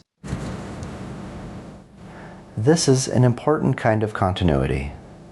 The film gives the journey a stable logic without giving it a stable topography. The trucks leave a town where movement is conditional on work, then enter a route where movement is conditional on material contact. The change is not from society to empty nature. Company pressure, wages, labor, damaged machines, and people who can block passage all remain inside the road story. The landscape becomes a workplace with no secure boundary around it. That is why the film's constructed geography can feel more severe than a perfectly documented travelogue. It does not offer a world to be mastered from above. It offers one next condition after another, each discovered at the scale of a wheel, a body, a gate, a vehicle, or a road edge. The route is not only tracked by maps or dialogue, it can remain on a garment. The body appears to carry prior locations into the next shot. Accumulated wear makes continuity visible without reducing it to a fixed meaning about suffering or authenticity. Dirt, dampness, and damaged clothing turn the body into another surface on which the road leaves marks. Costume, therefore, works differently from a title card or a map. It does not tell the viewer exactly how much time has passed or where every mile was traveled. It gives the body a visible past. A cleaner garment, a wet surface, a stain, a tear, or a changed silhouette can make the next shot feel as if the previous terrain has not released the person inside it. That effect matters because the route is assembled from different locations and different scales of action. A body can preserve continuity when a wide landscape, truck angle, or weather condition changes. The clothes keep the men from becoming interchangeable pieces of the vehicle imagery. They make the road seem to stay on a person even after the frame has shifted to another machine, another surface, or another day. The accumulation is not a decoration added after the work. It participates in the film's sense that travel leaves material evidence. The trucks collect mud and damage. The men carry a parallel record in fabric, dampness, and altered appearance. The image does not need to announce hardship. It lets the surface of a body retain it. Tangerine Dream's score changes the film's relation to preparation. Machinery has its own rhythms. Tools strike, engines idle, welding flashes, cases are moved, and men wait for a machine to answer. Electronic music can meet those rhythms without turning them into a conventional march toward triumph. The sound makes preparation feel suspended between work and apprehension. That matters because the garage scenes are not a simple rise toward readiness. Each repair makes a truck more usable while reminding us that it had to be salvaged in the first place. The score can hold both facts at once: forward motion and a sense that the material beneath it remains unstable. Tangerine Dream composed from the screenplay before seeing the finished film. The arrangement reverses the usual assumption that music arrives late to explain an existing sequence. The group responded to characters, atmosphere, action, and the written idea of the journey. Friedkin later selected, cut, and placed the resulting material against images that did not yet exist when the music was made. That distance helps explain why the score rarely behaves like conventional illustration. It can seem to belong to the film's pressure rather than to one exact gesture. Electronic pulses can accompany machinery without copying tools. Sustained tones can hold apprehension across cuts without announcing a single emotion. The music gives the journey a temporal field larger than the immediate scene. The collaboration was not remembered as perfect harmony. Friedkin later described the music and film as inseparable. Christopher Franke called the experiment only partly successful, while Bauman and Froese objected to aspects of the final use in cutting. That disagreement is part of the score's history. Music written in advance gave the film unusual freedom, then surrendered control when the tracks entered the edit. The result resembles the convoy itself. A powerful independent system is brought into a larger operation and made to serve decisions it cannot fully control. The score does not lose its identity, but its final route belongs to the film. The garage and loading sequences offer tools, engines, welding, cases, and painted signs. Their rhythm comes from the tension between repeated work and an emergency that will not wait for the work to become perfect. Music can intensify that rhythm without owning it. A pulse may appear to drive a sequence forward, yet the screen still depends on the tempo of a hand fitting a part, an engine failing to answer, a case being lifted, or several people waiting for one piece of machinery. The score is one temporal layer among others. It can make a cut feel inevitable without explaining why the cut arrives when it does. This matters for collaboration because rhythm has no single author in the finished sequence. Writing gives the preparation a purpose. Performers and crew give work a duration. Camera and editing decide what can be seen together. Sound and music change how that duration is felt. A director's final choice can organize those layers, but the result is not reducible to a single intention or a single track. The preparation scenes make this distributed rhythm visible. They move between repetition and interruption. Another tool, another repair, another case, another pause in which nobody can know whether the system is ready. The music may make the waiting more apprehensive, but the apprehension is already in the work. The sequence holds forward motion and incompleteness in the same frame. Friedkin repeatedly called Sorcerer the film closest to his original vision. In a Harvard transcript, he also said that he and Walon Green developed the characters' storyline, construction, and events together, while Green wrote every word of the screenplay. Green later recalled a restart after dozens of rejected pages in a process of resolving the film one scene at a time. Those accounts are not reasons to replace a director myth with a writer myth. They point to a collaboration that changes scale and role as it moves from premise to script, locations, design, costumes, trucks, performance, camera, effects, editing, music, and sound. The bridge later gives us a visible departmental chain. The garage gives us a smaller on-screen version. The machine exists because many people handle it. The film's physical production has acquired a legend. Some testimony supports a built bridge, trucks, weatherwork, repeated takes, and difficult conditions. Bud Smith's specific bridge account says practical footage was augmented by rain, photographed against black, and optically superimposed over selected long-lens driver close-ups. The appropriate conclusion is neither all fake nor nothing was faked. An event and an image are not the same thing. Friedkin later called the dangerous methods irresponsible and said he would not repeat them. That retrospective remorse belongs beside awe at the result. Risk can be historically real and ethically indefensible. It does not certify a shot as aesthetically superior, and the shot still depends on lens, rain, editing, optical work, sound, and performance. The convoy begins at an instructed interval and encounters early mechanical and traction trouble. The road has already made the system temporal. 2 trucks, 2 teams, a delay, cargo, a letter, and a failure before the celebrated obstacles. Arnaud has a different vacancy mechanism. Reserve driver Smurloff sabotages a suspension to create an opening, alongside a separately established staggered departure. The functional comparison is valuable. Direct borrowing is not established. The road now tests whether this assembled system can remain a system. Smith remembered losing usable water at 2 Dominican sites before the bridge work moved to Mexico. He described a hydraulic structure that could pull the truck forward in increments, restricted hours of usable overcast light, large rain machines, and multiple copies of the principal trucks. The famous image of one vehicle on one bridge therefore depended on repetition and substitution at every level. The hydraulics did not make the crossing unreal. They made the movement controllable enough to photograph and repeat. Multiple trucks did not weaken the identity of Sorcerer and Lazaro. They allowed damage, reset, camera position, and schedule to be managed while the edit preserved one machine's apparent continuity. Weather had to be manufactured and then made visible. Rain could fill the set and still disappear through a long lens against a driver's face. Smith's added rain layers solved a photographic problem created by the same storm effect that dominated the wider view. The finished sequence combines physical event, controlled mechanism, optical augmentation, performance, and editing because no single method could make every scale of the storm legible. This is the most useful meaning of production difficulty. Difficulty is not proof of truth or greatness. It reveals how many systems had to align for the image to exist.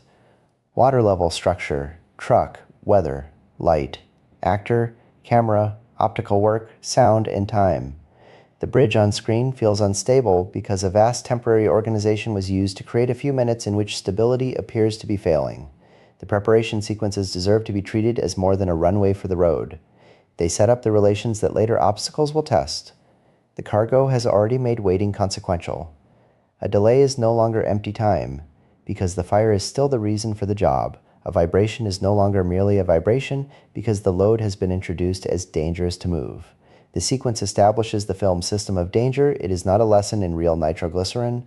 A hand, a tool, and a mechanical response do more analytical work than a generic montage of masculine labor.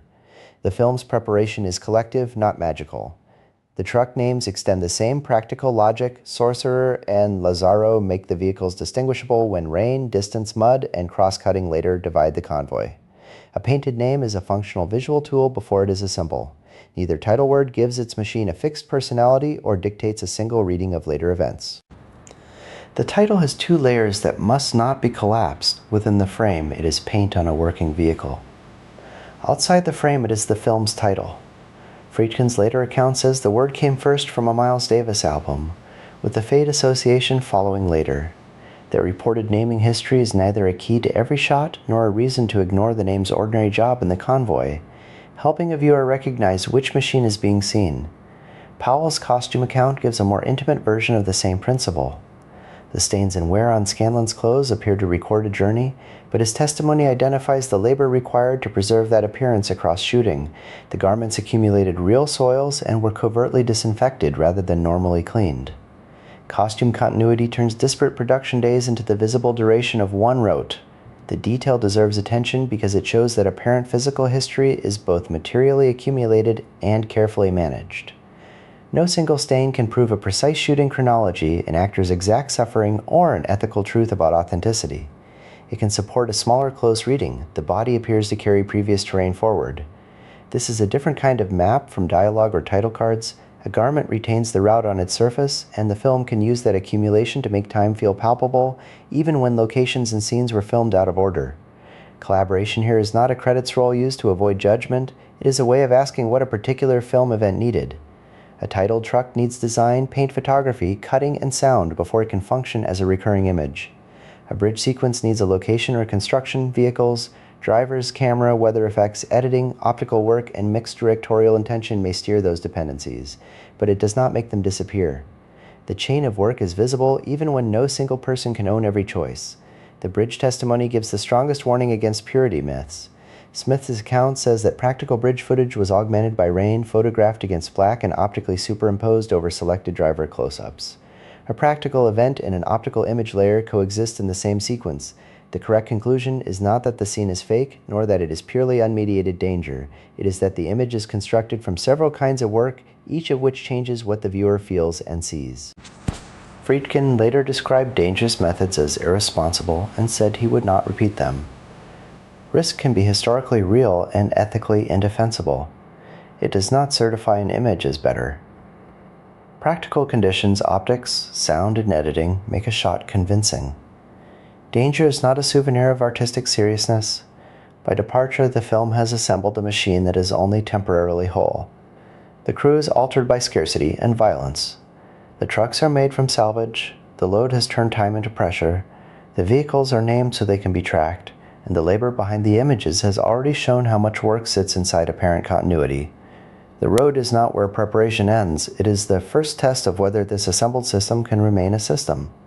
The departure scene gives this distinction an on-screen form. Nilo substitution does not appear as a neutral logistical correction. It changes which bodies occupy the two vehicles just before the road begins. The visual system then has to teach the audience how to track two named trucks, changing pairs of men, the cargo, and an interval between vehicles. That information gives the bridge, fallen tree, and explosion their dramatic weight. The road begins with a system already assembled, not a blank slate. Cargo, machinery, names, bodies, intervals, road surface, and incomplete information now determine what matters. The road does not prove that preparation works. It tests what preparation can and cannot hold together once conditions change. The repair montage is where this future testing becomes visible as a matter of scale. A close shot of a tool or engine part can make local work feel decisive. A wider shot of two deteriorated vehicles and a deadline restores the fact that no single repair removes the system's fragility. The sequence moves between component and convoy. Sparks and hands alone become empty craftsmanship imagery. Two trucks alone makes the work abstract. Cargo loading works at the same two scales. Locally, cases are handled, placed, and secured. Across the story, the load turns a repaired vehicle into a task whose margin for ordinary road error has narrowed. Material weight and handling make vibration, delay, and distance visible before the road turns them into consequences. The preparation sequence's real achievement is to turn future suspense into a memory of conditions. By the time the trucks leave, the viewer remembers that their stability has been improvised, that their cargo has to be treated differently from ordinary freight, that the drivers were selected through a narrow process, and that the workforce around them has made movement possible under pressure. The road then does not need to explain the stakes from scratch. It can test a system the film has already taught us to read. This is also the point at which the film makes a deadline visible without reducing it to a ticking clock. The emergency exists in offices, damaged equipment, a public offer, salvage work, loaded vehicles, and departures that cannot wait for perfect certainty. Each of those images gives time a different material form. A manager's deadline is not identical to a mechanic's repair time.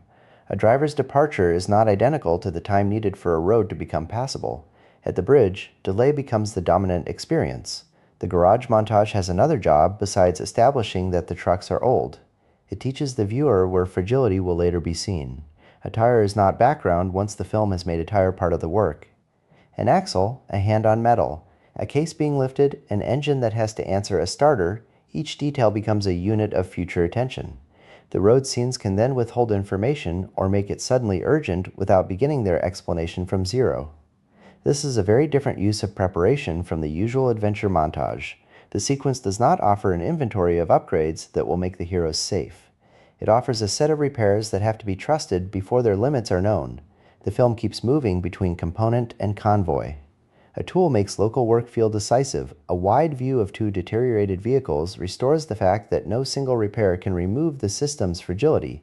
The cargo loading works at the same two scales. Locally, cases are carried, placed, and secured.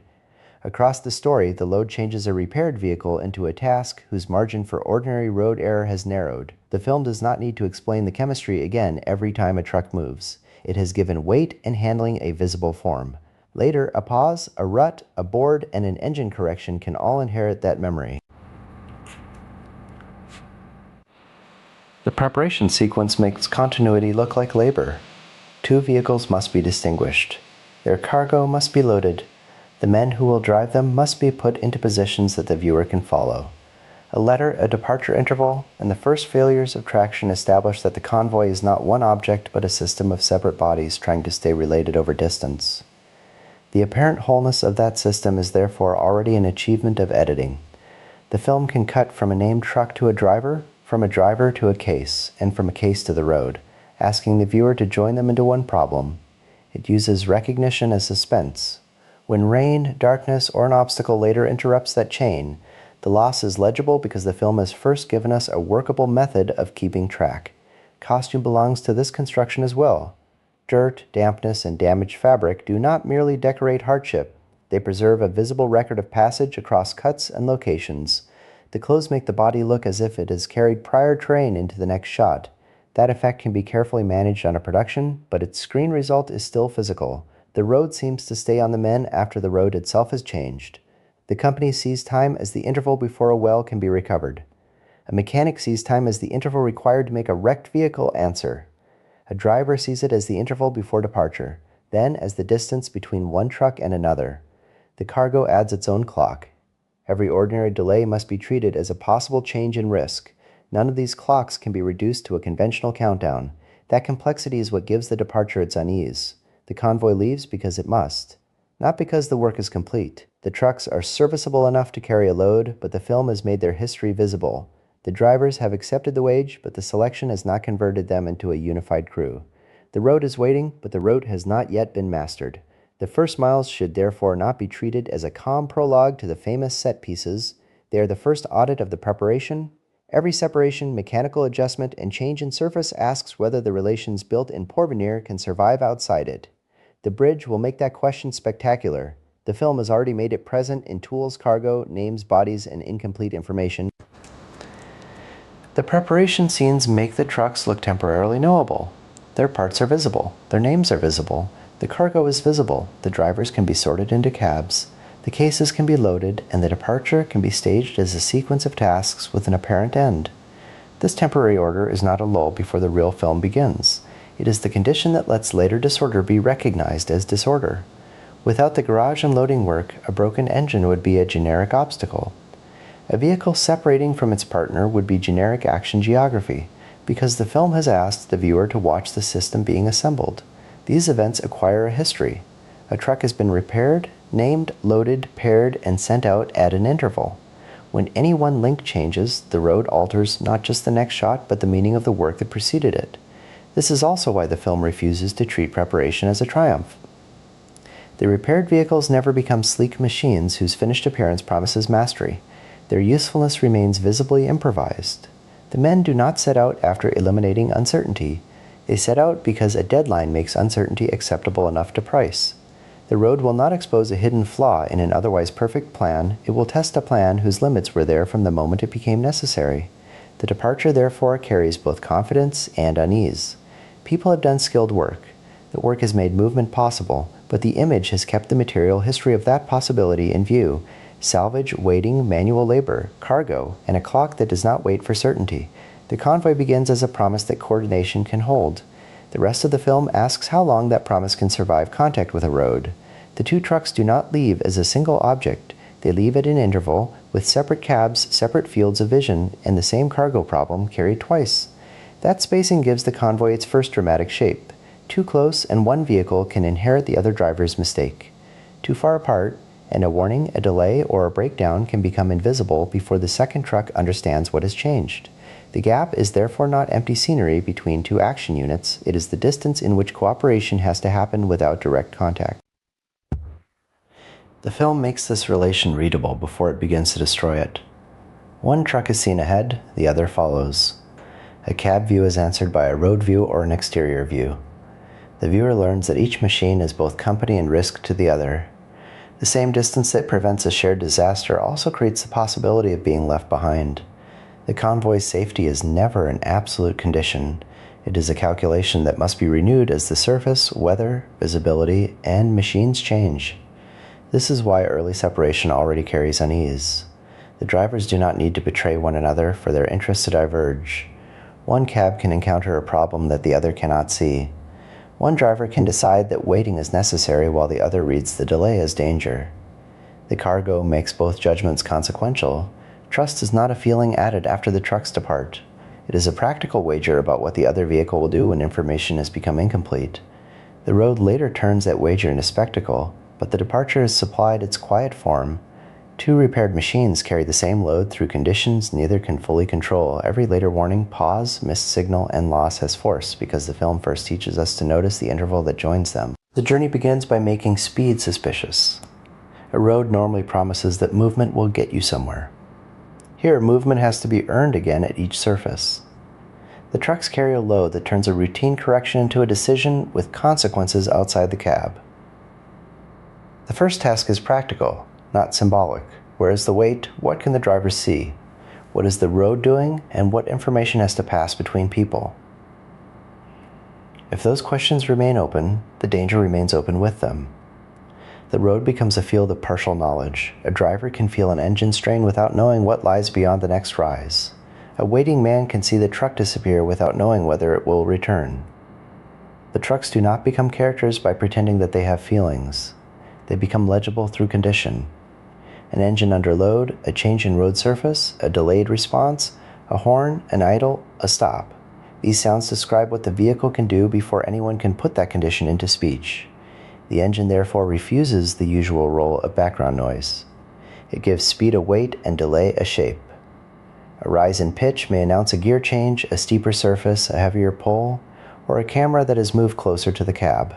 The film does not always resolve the cause at once. That uncertainty is useful. Sound reaches us as information, but not as a complete explanation. This is why the early road matters, even when nothing visibly catastrophic happens. The convoy becomes audible as a set of limits. A smooth acceleration can feel like a temporary release. A reluctant engine can turn a patch of mud or a slight incline into news. Before the bridge narrows the world to a few feet of timber, the road has already taught us to listen for small failures of momentum. A convoy is a small social system. Vehicles must stay close enough to share information and far enough apart not to repeat each other's danger. The road turns that rule into time. One truck disappears ahead, the other waits, follows, or catches up. A delay becomes an argument about judgment. It is worth holding this relation before the spectacular sequences arrive. A bridge, blast, or armed interruption gains force because the road has first made ordinary spacing and ordinary correction consequential. The escalation is therefore not only a matter of bigger obstacles. It is the erosion of a procedure that had briefly seemed workable. That is the road's central dramatic lesson. Competence can enlarge a margin of survival without turning the world into a system that competence owns. The later losses make that limit visible with devastating precision. The first obstacle matters because it makes the convoy's knowledge visible. Until this point, the trucks can seem like two versions of the same problem moving toward the same destination. An obstruction separates them. One vehicle tests a path while the other has to wait, judge, and act on information that arrives secondhand. The road begins to divide the people who had seemed to share it. That division is the first small lesson in convoy suspense. The lead truck has the privilege and burden of contact. It can discover whether a surface holds, whether a turn is possible, or whether a road has stopped being a road. The following truck has a different problem. It must decide how much to trust an event it cannot fully see. Its distance can be protective, but protection also delays knowledge. The obstacle therefore turns the road into a relay. Information travels through a stopped engine, a gesture, a waiting cab, a changing road surface, and the sight of a vehicle that may or may not reappear. The later bridge makes this relay spectacular, but the principle begins here. Two trucks are safer than one only when their separation can still be turned into shared judgment. The early road scenes establish a rule that the later bridge makes explicit. The truck never simply possesses the road, it is granted a temporary path through it. A dry stretch can become a narrow passage when the surface gives way. A useful view can become useless when the driver loses sight of the wheel, the edge, or the person outside the cab. The film repeatedly converts distance into a smaller, immediate question. Can this vehicle make this movement from this position? The road can carry political or existential force because it is first a material sequence of friction, visibility, spacing, and labor. The film earns abstraction by making those matters cumbersome. It does not need a character to announce that the road is hostile. The work of advancing supplies the information. The bridge matters not because it is impossible, but because it reduces driving to relationships, wheel to deck, deck to cable, truck to water, driver to guide, and guide to a view the driver does not have a hand signal. Pause or minute correction can be action because it changes the next available movement. The bridge's grammar is not simple forward motion, it is conditional permission to move.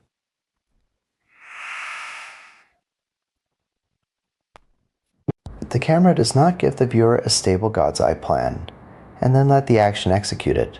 It presents partial plans. A frontal view makes the truck and deck look nearly inseparable. A side view restores the drop but withholds the driver's control. A close view of a wheel or face makes a contact point legible but loses the whole span. The viewer must carry these pieces forward. Much as the people around the truck have to coordinate knowledge that no one position contains. That is the sequence's first formal achievement. Danger is not merely added to a pre-existing space. Space is distributed through the edit. The bridge becomes intelligible only by accumulating views that are each insufficient on their own. Before the truck moves, the question is whether the bridge can be entered. Once it moves, the question is whether a correction in one position reaches another position. The scene changes its question over time. Deck, wheel, driver, guide, river, and waiting bodies each become decisive in turn. The distinction matters because the bridge is also a limit on point of view. The viewer is given more angles than a driver, but not an all-knowing one. A wide view may clarify the drop while losing the precise placement of a wheel. A close view may clarify a gesture while losing the far end of the deck. The tension comes less from hiding everything than from making each available view useful and insufficient. The bridge arrives through a decisive change of visual weather. The road's earlier browns and greens give way to blue-black rain, pale headlights, wet faces, and a landscape whose depth is difficult to measure. The change is not merely decorative. It removes the easy distinction between road, vegetation, water, and sky. A vehicle can appear as a bright front emerging from blackness.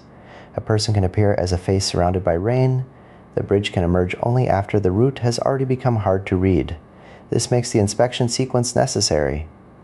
Before anyone drives onto the deck, a man has to walk into the storm and turn a vague obstruction into a set of material relations: missing or uneven logs, flexible side cables, a drop to the river, and a truck that has to meet the bridge at the right angle. The scene does not begin with the spectacular image of a truck hanging over water. It begins with the slower work of discovering what sort of problem the image will become. The rain also alters scale. In clear daylight, a road can be read from a distance as a line through terrain. Here the visible field contracts. Headlights register a limited path, a close face refuses to reveal the far bank, and a wide image restores the drop only by taking away the precision of a wheel. The bridge is frightening because neither distance nor closeness is enough. Once the first truck commits to the deck, progress stops looking like speed. The film measures advancement in smaller units: a wheel meeting a log, a truck front changing its angle, a signal given from the side, a driver holding position, a cable or rope coming into view, and the second truck waiting where it cannot yet help. The crossing is not a rush across a dangerous place. It is a long argument about whether one more movement is possible. That scale of progress changes the meaning of suspense. In a chase, a vehicle's speed usually gives the audience a clear direction of hope or danger. On the bridge, speed would be a failure of judgment. The important question is not whether the truck is moving quickly enough, but whether it has moved too far, too soon, or in the wrong relation to the deck. A pause can be progress, because it preserves the chance to make the next correction. The sequence makes this logic visible without simplifying it into a diagram. A frontal view gives the truck a blunt physical mass. A side view reveals the drop and the instability of the deck. An insert of a tire turns the whole bridge into a small contact point. A face behind wet glass turns spatial judgment into concentration. Each image explains something and takes something else away. The bridge makes waiting physical.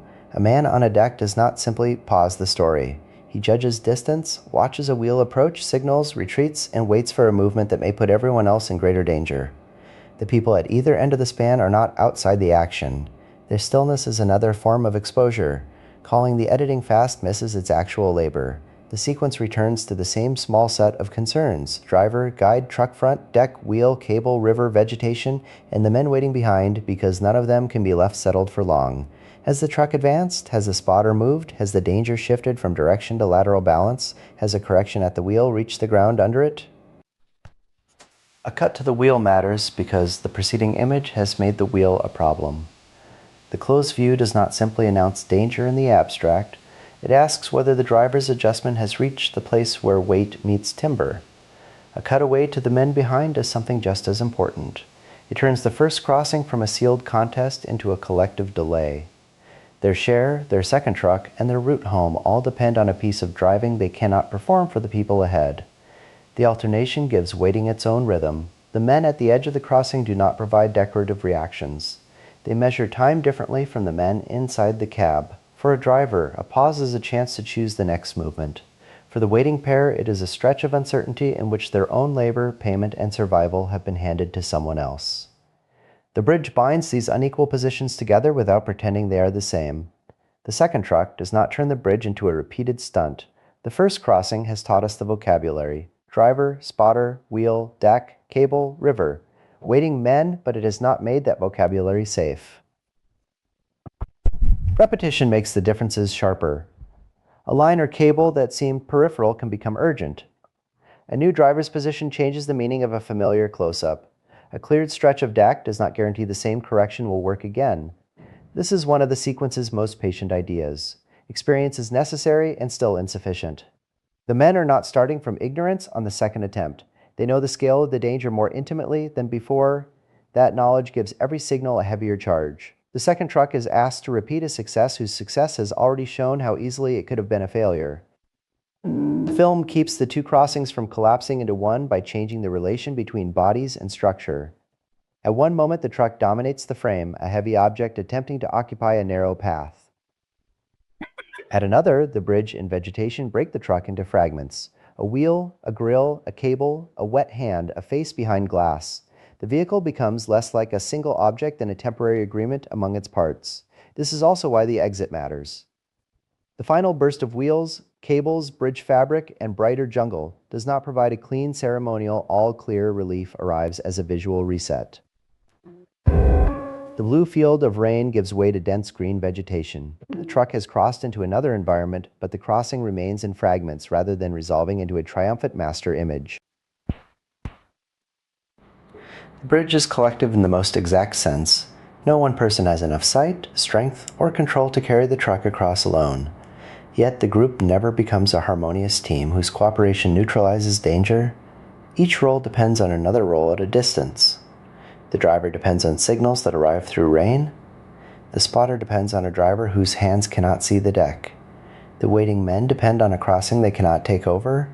Cooperation expands the possibility of survival. It does not distribute safety evenly. That distinction protects the sequence from too easy readings. It is not a simple test of rugged individual nerve, because the driver cannot proceed without others.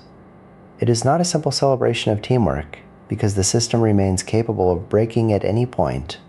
The men have built a temporary chain of attention. The bridge keeps testing every link. Most action scenes reveal failure at the instant of impact. The bridge spends its time on the interval before impact, when a failure is still a possibility distributed among several people. A driver feels a response through the truck. A spotter sees an edge or a wheel. A waiting man sees the scale of the structure from somewhere else. The film makes these positions overlap without allowing them to become one complete view. That distribution changes the moral pressure of a signal. A warning is never just a line of dialogue. It is an attempt to move information from one body to another fast enough to alter a machine already in motion. The spotter may be right and too late. The driver may understand and be unable to make the correction without creating a second problem. A wheel can be visible to the audience in a cut that no person inside the cab could occupy. The scene therefore turns spectatorship into a limited kind of responsibility. The viewer sees pieces that the driver cannot see, but cannot reach the wheel, the deck, or the throttle. The film gives us knowledge without agency. This is one reason the bridge remains tense even after its basic geometry is understood. Understanding the danger does not create a safe intervention. It only lets the viewer recognize how fragile every intervention already is. The pattern returns after the bridge in darker form. The convoy can recognize danger, make a plan, and perform it well. The road can still change faster than the plan can travel through its people and machines. The bridge makes that larger cruelty visible in slow, concentrated form.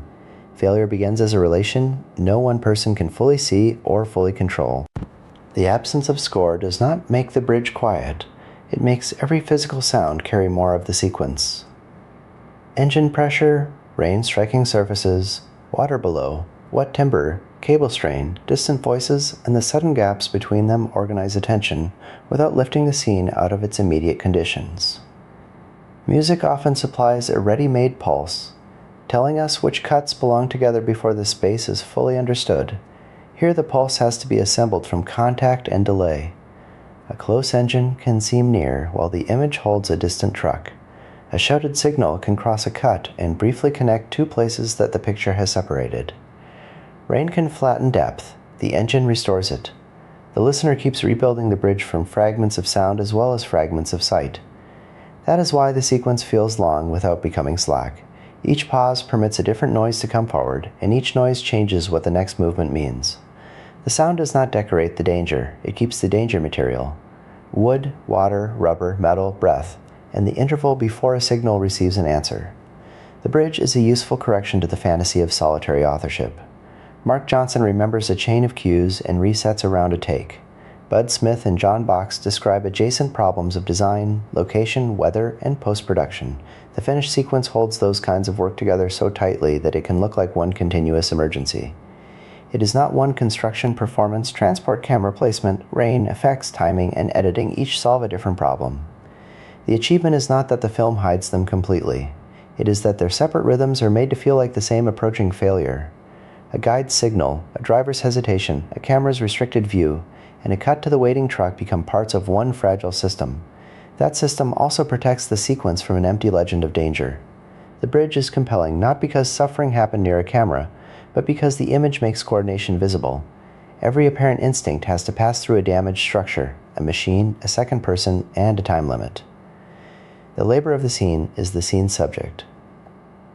Bud Smith recalled that rain photographed against black was added to selected long lens views of the drivers because rain did not always register at that distance.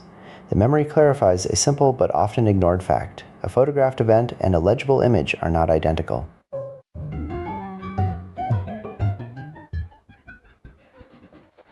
Rain can be falling across a location and still disappear against a dark field, through a long lens, or inside an exposure chosen for faces and machinery.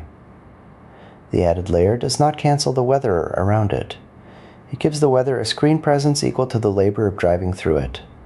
The image remains a compound of location, structure, water, performance, camera position, optical finishing, and editorial selection. This matters because Sorcerer has acquired a legend of extremity. All practical and an illusion are both too small for what the image contains.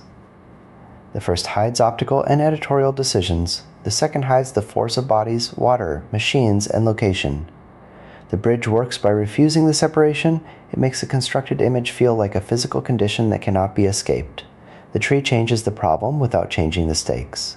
The bridge forced the men to place a truck within a damaged route. The fallen tree blocks the route altogether. They can no longer guide a wheel through a passage. They have to decide whether a passage can be made. That difference matters. The bridge turns progress into careful submission to a structure that will remain after they leave. The tree offers a local active force tools. Distance, delay, and retreat turn the obstacle into a question of procedure. What can be moved by hand? What has to be left alone? Where can a charge be placed? And how far away is far enough when the cargo itself is the dangerous material? The scene does not switch from helplessness to mastery. It shifts from negotiation to alteration. Both forms of action depend on conditions the men only partly know. The road remains larger than their skill. It simply gives them a new way to test it. The end of the bridge changes the palette before it changes the stakes. Blue rain gives way to wet green vegetation, brown mud, exposed skin, rope, tools, rock, and wood. The brighter field looks like relief because the bridge's hidden geometry has been left behind. Yet daylight makes a different set of pressures visible. Instead of trying to read a wheel through rain, the men have to read the weight of a tree, the give of mud, the reach of a rope, and the distance between a charge and their own bodies. The visual reset keeps the road from becoming one monotonous ordeal. Every obstacle teaches a different form of attention. The bridge fragments the world into deck, wheel, cable, driver, and water.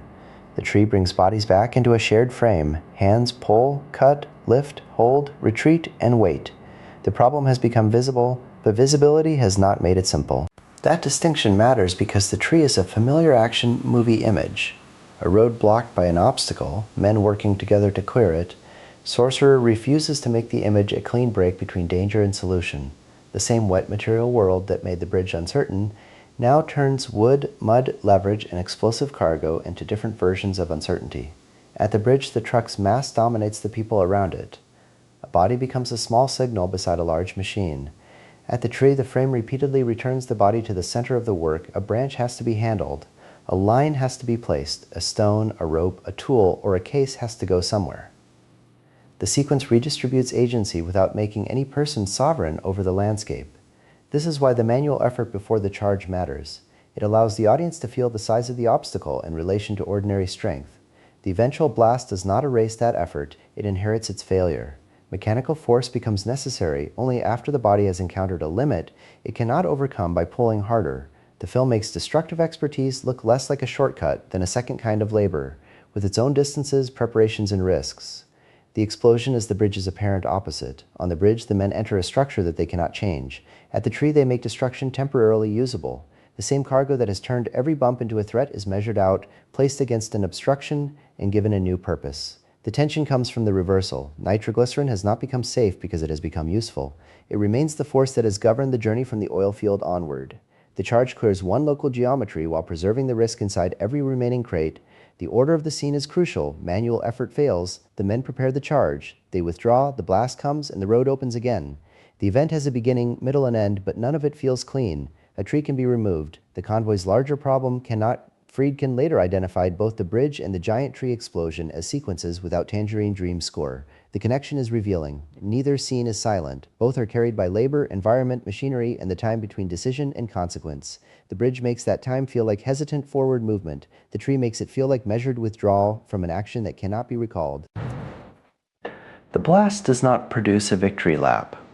It buys a little road at the cost of touching the very substance everyone has spent the journey trying not to disturb. An obstacle is removed, but the means of removal carries the risk that organized the journey in the first place. The road has given the men a solution, not control. This is the cruel economy of the cargo. It is valuable because it can do work that ordinary bodies and tools cannot do. It is unbearable because that usefulness never stops being dangerous. The men do not discover a second benign substance inside the cases. They take a small portion of the same material that has made every pothole, break, and argument consequential, carry it out of the truck, and ask it to solve a problem at a distance.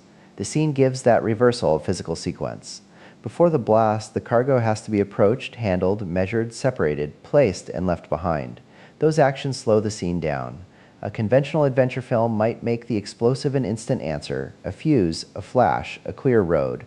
Sorcerer makes the answer feel like a second transport problem. The danger has not vanished from the truck, it has been moved from one arrangement of bodies, wood and road, into another. That is why the retreat is as important as the detonation. Once the charge is in place, the men must give up their immediate control over it. They can choose a place, make a distance, and wait. They cannot negotiate with the blast after it begins. The road repeatedly teaches them to move by increments. The explosion requires the opposite kind of action, a committed withdrawal. Its force comes from the fact that they need an irreversible act in order to continue an already irreversible journey. At the bridge, danger is spread across tiny decisions, a wheel, a hand, a signal, an engine response. At the tree, a small human arrangement is set against a larger event that will happen all at once. The cut from preparation to distance does not make the men passive. It shows a different form of agency. They have made the conditions of the blast, and then must live through a result they cannot correct in real time. For a moment, the cargo seems to justify the terrible work of carrying it. It clears the tree. But that apparent justification is deliberately local. The open road behind the smoke does not turn the mission into a public good or the men into masters of the material. It simply gives the convoy another few miles in which the same cargo can betray them. The sequence makes utility inseparable from exposure. The loss changes the terms of suspense. Before it, the convoy can still look like a problem of transport. After it, every learned rule is shadowed by the possibility that correct procedure is not enough. In Arnaud's novel, the survivors first register a distant flash and an absence before they reach the wreckage. Sorcerer finds its own way of making absence brutal.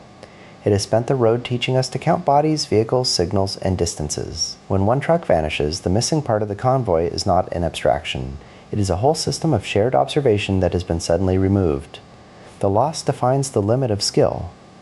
The men have learned to read surfaces, engines, spacing, signals, and the cargo. They have used that knowledge to survive problems that would have stopped an ordinary truck. None of it can turn knowledge into safety. This is more precise than calling the road a symbol of fate and moving on. Fate may be one way to name the pattern, but the film builds the pattern out of concrete conditions. A procedure can work, a correction can be right, and disaster can still arrive from outside the range of anyone's control. The road does not prove that life is meaningless. It shows how little protection competence offers once the system around competence begins to disappear. For most of the journey, the convoy has been a doubled form: 2 named trucks, 2 cab pairs, 2 routes through the same problem, 2 chances for information to travel. Even when the vehicles are separated, the second truck remains a reserve of labor and perspective. Someone can wait behind, see an obstacle differently, or arrive after the first attempt has disclosed its danger. The destruction of the other truck does more than remove a vehicle from the plot. It destroys that doubled structure. A violent orange-black rupture interrupts the green road and leaves the surviving truck without its counterpart. The change is spatial, social, and emotional at once. The road becomes harder to read because fewer people are available to read it. This is the point at which the road begins to resemble the final drive. The film has not yet reduced the world to one person, one cab, and one failing body, but it has started removing the supports that made collective survival imaginable. Loss does not arrive as a philosophical statement. It arrives as subtraction. One truck, one pair, one set of eyes, one set of hands, one less source of warning. The loss is placed after a quieter stretch of road and conversation. That placement matters because the film does not announce catastrophe with a special warning light. For a few minutes, the convoy seems to recover an ordinary human scale. Two cabs move through late-day landscape, faces a watch, remembered places, and the possibility of a life outside the expedition return to the frame. The road still carries the cargo, but the image briefly makes room for biography. This is not sentimental relief inserted between set pieces. It identifies what the convoy has been carrying besides explosives. Private histories that cannot travel safely through the road's logic. A remembered city or family cannot repair a truck or clear a tree. Yet these details stop the drivers from becoming four interchangeable figures in a survival test. The calm has narrative weight because it restores the singular lives that the next event will reduce to absence. Then the blast cuts across that restoration. The contrast is not merely loud versus quiet. The earlier exchange organizes attention around faces and words. The rupture organizes it around fire, debris, distance, and a stopped vehicle. A shared route has become a place where one truck can disappear before the other can reach it. The film does not need to explain the loss for it to alter every remaining image. The survivor will continue through a world whose social map has been violently simplified. This is why subtraction is a stronger description than escalation.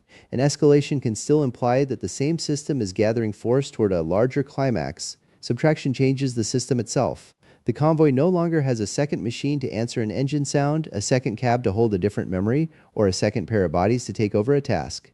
The journey continues, but the conditions under which it could be called a joint undertaking have been damaged beyond repair. The roadblock changes the film's moral weather. A bridge can fail, a tree can block the route, and a truck can explode without choosing a victim. Those dangers are material and devastating, but they do not look back. The armed encounter introduces people who can see the convoy, assess it, stop it, and decide what may happen to the bodies inside it. The road becomes dangerous in a new direction. The difference does not make the earlier obstacles innocent water. Wood, mud, and machinery have already carried the consequences of company pressure, poor routes, and a job nobody would have taken from safety. But the roadblock gives control a face. Weapons, commands, a stopped truck, and a wounded passenger make the question of passage no longer only technical. Someone now has the power to refuse movement. This is why the sequence arrives so late. The film has spent a long time teaching the viewer to attend to surfaces, spacing, engines, and cargo. It then makes another kind of reading necessary: who controls the road, what can be understood from a gesture or a command, and whether an escape can leave the damage behind. The convoy has already been reduced by accident. It will now be reduced by human action. The armed interruption changes the kind of uncertainty on the road. Mud, timber, water, and broken machinery do not watch the convoy approach. The people at the roadblock do their power comes from intention rather than geography, and the film does not turn that intention into a clean political map. That restraint matters. A uniform weapon, order, wound, and escape are enough to show that access has passed into other hands. The road is no longer only a chain of material obstacles. It is also a place where a group can decide who moves, who waits, and who is injured for trying to pass. The encounter leaves one driver wounded and the truck still moving, but the convoy's ability to share labor has been cut down again. The suddenness is part of its force. The film refuses the comfort of a full explanation before the action. A roadblock does not have to reveal a complete system of allegiance in order to become decisive. It only has to turn an open route into a space of permission and threat.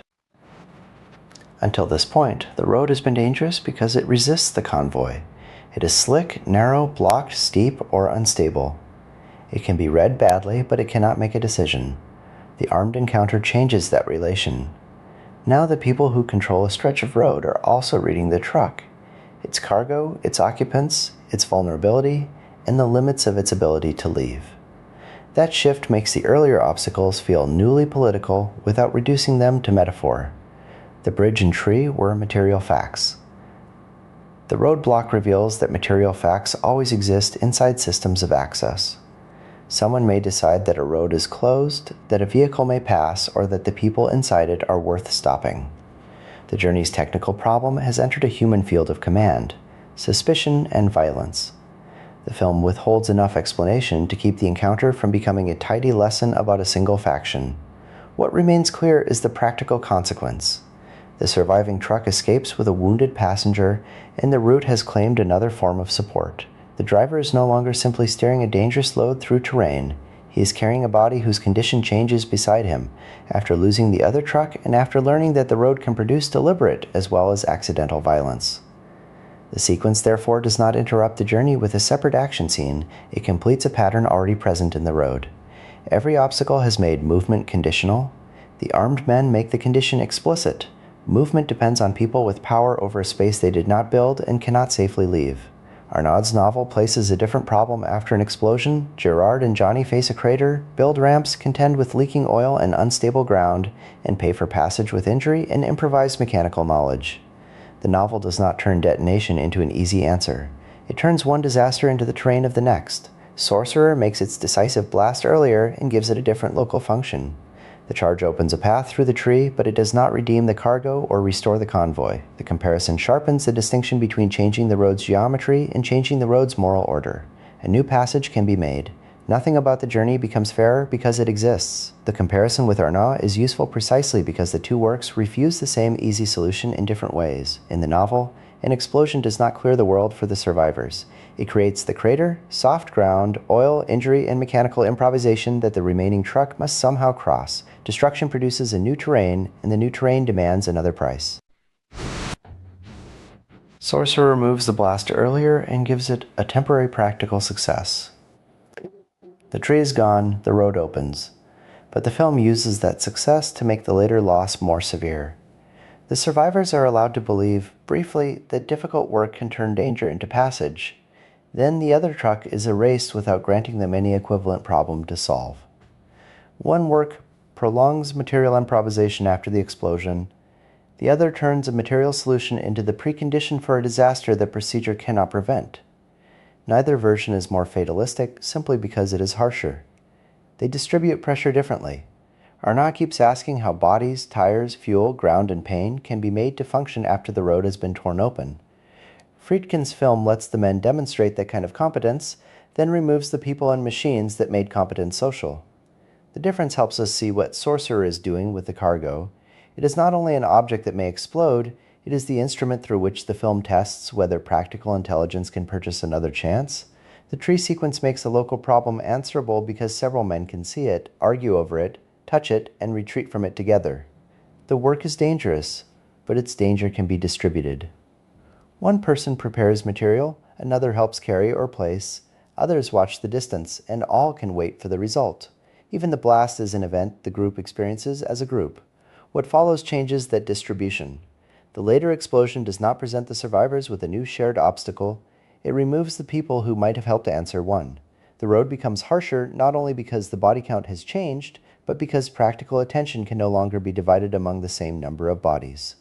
The surviving pair inherit the cargo, the vehicle, the route, and the knowledge that another truck can vanish without yielding a problem they can repair. This makes the film's use of solutions unusually severe. A solution is never a general improvement in conditions, it is a narrow change in one relation. The tree is no longer across the road, the bridge is behind the convoy, a roadblock has been escaped. Each success can leave the remaining people more exposed to the next event.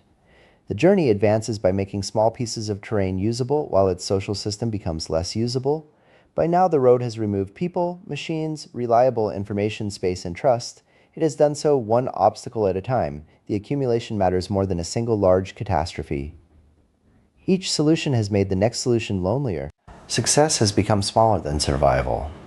Reaching the oil field may still be possible, but payment, home, memory, and escape have begun to pull apart. The remaining driver has not earned a future simply by keeping the truck alive. The road is the film's central testing ground because it changes the terms under which judgment is possible. It does not merely make people suffer so that the ending can pronounce a moral. By the time the truck approaches its destination, success is a physical fact that has to be separated from payment, social return, memory, and escape. The road has taught us that survival requires distributed observation, temporary cooperation, and material correction. The final miles remove those supports one by one. A close-up, an empty road, or a layered image can feel disorienting because the practical network that made orientation possible has been depleted. The men have not learned that skill is worthless. The film has shown skill working locally, repeatedly, and at real cost. What it has not given them is a condition in which skill becomes a guarantee.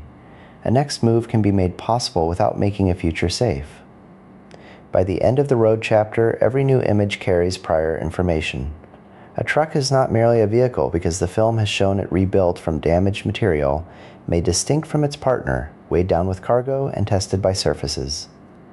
A pause is not empty because waiting on the bridge taught the audience what can depend on one unmade movement. A wounded passenger is not a new complication detached from the journey because the roadblock comes after the loss of the second truck and after the group's means of shared observation has already been reduced. This is how the film produces density without needing constant explanation. It gives objects and gestures a history. A hand on a wheel recalls earlier hands on tools, lines, cases, and wet timber. A road visible through glass recalls the partial views that kept the convoy alive.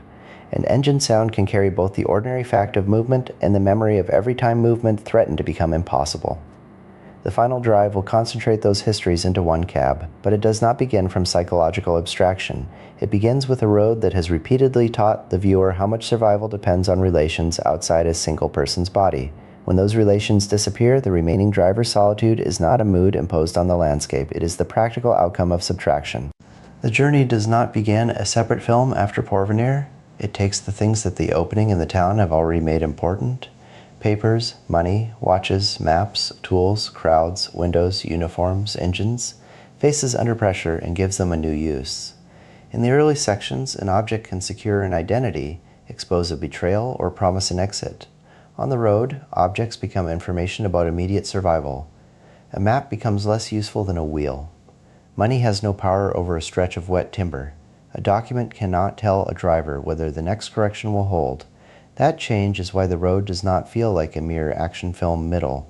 It is the place where the film tests the forms of knowledge its earlier sections have put into circulation. The prologues showed people acting in rooms, streets, parks, churches, and offices where cause and consequence could still be tied to a name, a deal, a crime, a political force, or a group. Porvenir made those forces impersonal without making them invisible. The road strips the situation down further. It asks what a person can know when the next fact arrives through a vibration, a sound, a gesture, or a view that disappears before it can be shared. The result is not anti-intellectual. The men need more knowledge, not less. They need to know how the cargo behaves, how a truck responds, how far a guide stands from a wheel, whether a cable or a patch of ground will hold, what the other vehicle has seen, and whether a violent interruption can be escaped. What the road denies is a single position from which that knowledge becomes complete. Intelligence becomes a collective practice of checking, waiting, signaling, remembering, and admitting that a view has limits. This is why the visual language keeps returning to barriers. Windshields, rain, vegetation, rock, bridge cables, truck bodies, mud, darkness, and the edges of the frame all make sight partial. The film repeatedly lets a viewer see through one obstruction only by accepting another. A close view of a hand on the wheel may clarify the driver's concentration while making the drop disappear. A wide view may restore the drop while making the hand too small to read. The road turns framing itself into a question of access. The same pattern governs the human relations. A pair inside a cab can speak, look, and act quickly, but it cannot see every side of the truck. A guide outside can see a contact point but cannot operate the controls. The second truck offers more eyes and hands, but it also introduces distance, delay, and the possibility that a warning will arrive after the relevant decision. The convoy does not solve the problem of limited knowledge. It makes that problem visible as an arrangement of bodies. This gives the road its unusual emotional temperature. The characters are not reduced to symbols moving through a landscape that stands for death. They become readable through practical dependency. A gesture has force because someone else has to understand it. A pause has force because another person is waiting for it to end. A machine has force because it can transfer one person's decision into a movement that other people must live with. The film makes care and calculation share the same space without claiming that either cancels the other. The road also rewrites the meaning of the job. At first, the mission can be described as a transaction. Move the cargo, contain an industrial emergency, receive the money once the trucks leave town. That description becomes radically inadequate. The men are still being paid, but payment does not organize the next 5 minutes. The road does. A wage is an explanation for why they accepted the task. It is not an operating principle for crossing a bridge. clearing a tree, recovering from a blast, or carrying a wounded passenger. That distinction keeps the film from becoming a simple parable about greed. The money matters because it names the scarcity that brought these men to the company. But the journey keeps showing that no sum can be exchanged for a safe procedure. The paid task becomes a long sequence in which labor is real, skill is real, and the terms of the bargain keep changing after the bargain has been made. By the end of the road, the central image is no longer a convoy moving toward a destination. It is a remainder. One truck remains where two began. One driver has to work around a dying passenger where several men once divided tasks. The cargo remains, but the social structure that carried it has been dismantled. The route remains, but it no longer has the same people available to read it. The film makes this change legible by refusing to treat every loss as an equal beat in an escalation chart. The bridge removes certainty about direction. The tree turns the cargo into a local tool while confirming its danger.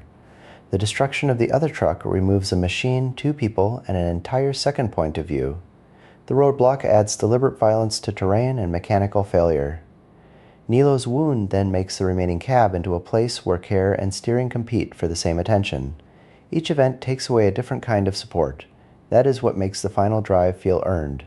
The last truck has not simply been sent into a more abstract or more surreal landscape. It arrives there after the film has shown, in material detail, what is missing. The road has made the driver alone by stages. It has converted a shared job into a body, a wheel, a dangerous load, and a sequence of decisions that no longer have enough people around them. The final road can therefore look dreamlike without leaving the film's physical world. It is the image of a practical system reduced below its safe minimum. The truck continues. The cargo continues. The road continues. But the distributed attention that made continuation possible has almost disappeared. What remains is not a pure individual facing fate. It is an individual carrying the visible remains of a collective failure. This is the road's final argument before the film reaches its destination. Control is not a possession, it is a temporary arrangement among people, machines, surfaces, signals, and time.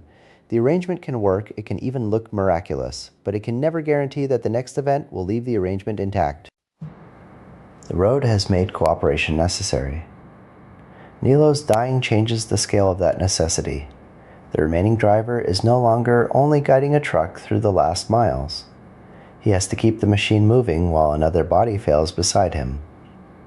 The scene refuses the normal comforts of a screen death. It does not stop the road so that feeling can become clear, complete, or eloquent. The cab remains cramped. The route continues, and every gesture has to compete with driving. Grief arrives as an interruption inside work that cannot yet be interrupted. Attention becomes a physical problem inside the cab.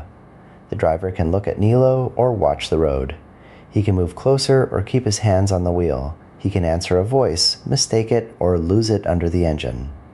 Posture, glances, and interrupted speech carry the burden that a conventional bedside scene would give to explanation. Walon Green recalled rewriting after conversations with people who had watched a person die in similar conditions. The resulting scene does not imitate a report. It uses performance, cutting, road noise, and the impossible division of the driver's attention to make care feel incomplete, even when it is present. Nilo's dying also changes the road's basic geometry. Earlier, the cab was a place where two people could divide attention. One drove, one watched, one spoke. One could become a second pair of eyes. Now the passenger becomes the object of attention and the loss of attention at the same time. The driver cannot simply turn toward him without turning away from the route. That is why the scene does not need a grand declaration of guilt. The road creates guilt as a practical condition. Every second spent looking at Nilo may be a second lost to the wheel, the terrain, and the cargo. Every second spent driving can look like abandonment. The film holds both pressures inside the same frame of action. The earlier sequences made cooperation a source of partial safety. This sequence makes cooperation's collapse intimate. Nilo is still physically present, still close enough to touch or answer, but he can no longer contribute to the work of getting through. The cab contains company and solitude at once. In an ordinary journey, geography tells us where someone is and how close they are to safety. The last drive reverses that promise. Landscape, road, body, and camera stop offering reliable orientation. The road becomes an experience of exhaustion rather than a map.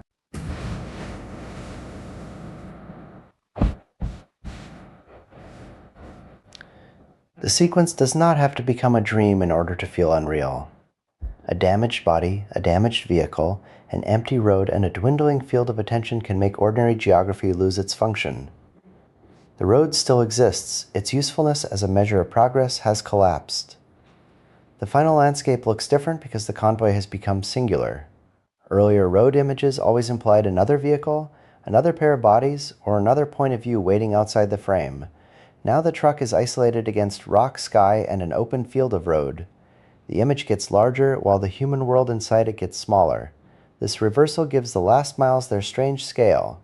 A wide view once helped the audience understand where danger lay: bridge beneath truck, river below deck, trees around a blocked route. Here the wide view offers no comparable solution. It makes the truck look exposed rather than located. The road is no longer a problem that can be surveyed and solved. It is the condition that remains when the people who might solve it have been removed. The final road is open in a way the bridge was not. There are no cables framing a single crossing, no guide standing on the deck, no dense jungle that hides the next few feet of route. The horizon seems to expand just as the driver's practical world contracts. Open space stops being freedom when no one can use it to locate help, measure safety, or imagine a reliable destination. This is one of the film's hardest reversals. Earlier, an obstructed view was a problem because the men needed more information here. The wider view does not solve that problem. It makes the truck look small enough to be abandoned by the landscape. The road is visible, but visibility does not become knowledge. A person can see farther and understand less. The changing surface intensifies the reversal. Timber, mud, water, and vegetation had given earlier obstacles a tactile specificity. The last terrain seems stripped back toward rock, dust, darkness, and glare. It no longer presents one engineering problem that can be named and worked around. It presents duration itself, a route that continues after the system built to travel it has mostly disappeared. The final drive asks us to keep its layers separate. An engine remains an engine. Music can belong to score, source, or transition. A repeated image can be memory, a formal echo, or an expressive break in continuity. The sequence becomes richer when those possibilities are allowed to press against one another instead of being forced into a single diagnosis. The distinction is not pedantic. If every dissolve is immediately called a hallucination, the road, engine, face, and sound lose their independent force.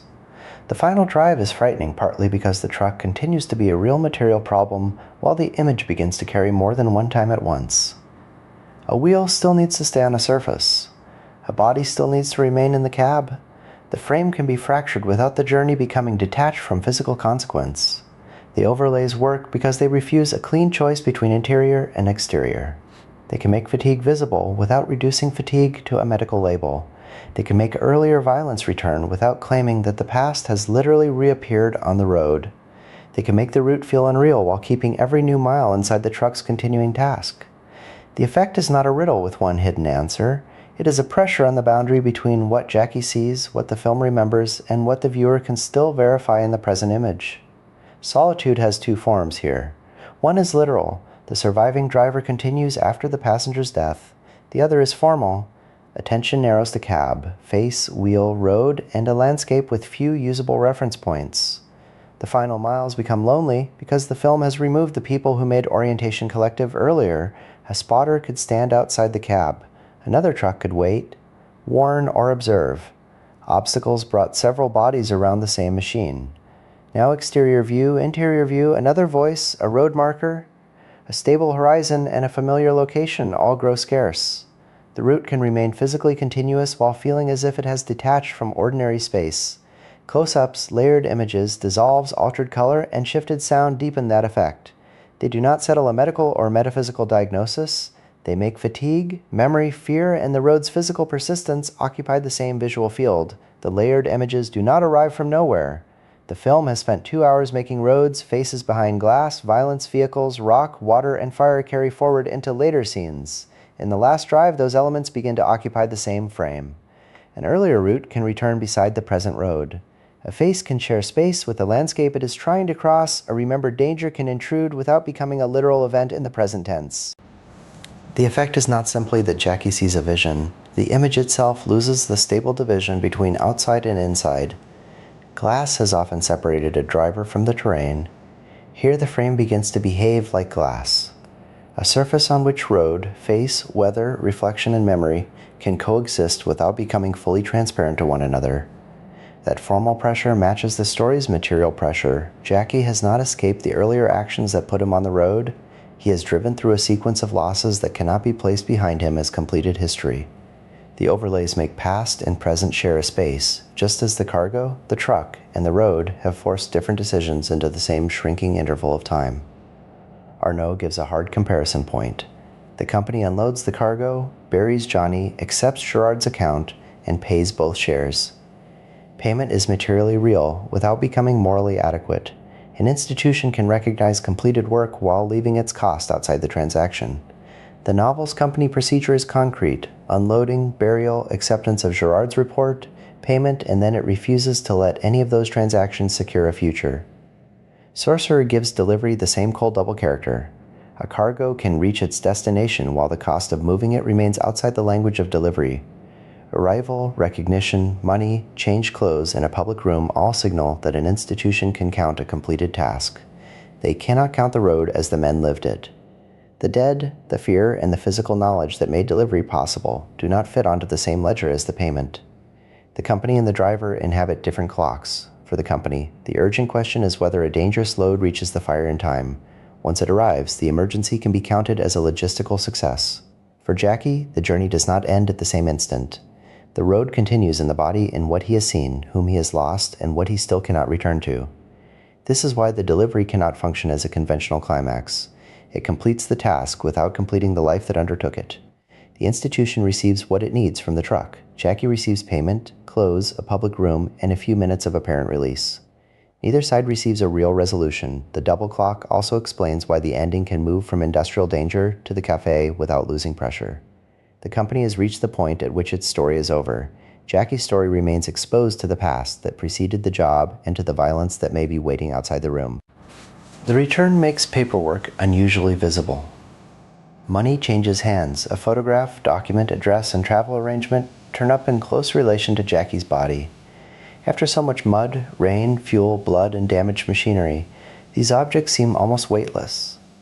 They are portable proof that somebody has completed a job and may now move on. But paper is the film's most delicate promise of mobility.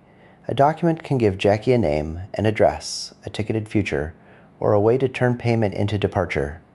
It cannot make the road disappear. It cannot restore the other truck, reverse Nilo's death, or settle the danger implied by the men arriving from his earlier life.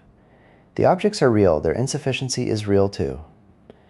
This contrast gives the office scenes their severity. The institution does not deny what Jackie has accomplished. It recognizes it in the only forms available to it: cash, signatures, identification, instructions, and a completed delivery. The film does not need to make the officials monstrous for the transaction to feel cold. Their language belongs to an order in which a task can be finished cleanly while the person who finished it remains unfinished. The camera's attention to hands and documents makes that division visible. Earlier hands checked a tire, lifted timber, placed a line, or held a wheel. Here they accept money, pass paper, and prepare a future. The gesture has changed, but it has not become free. The hand that takes payment is still the hand that has been forced to keep a truck moving when the road had stripped every other support away. The truck's arrival brings Jackie back into public view. People can see that a vehicle has returned and that the company's emergency has been answered. They can see a body that has survived the road, and soon after, a body that has been washed, dressed, and placed back inside ordinary transactions. What they cannot see is the route in the form the driver experienced it. The delivery makes survival visible while making the experience of survival private. That gap gives the return an uneasy theatrical quality. The town can receive a survivor as an event. The company can receive him as a completed job. Neither public recognition supplies a language equal to the people and machines that have vanished from the journey. The truck has come back with less of the system that left. The returning body carries that subtraction into a place whose routines have continued without it.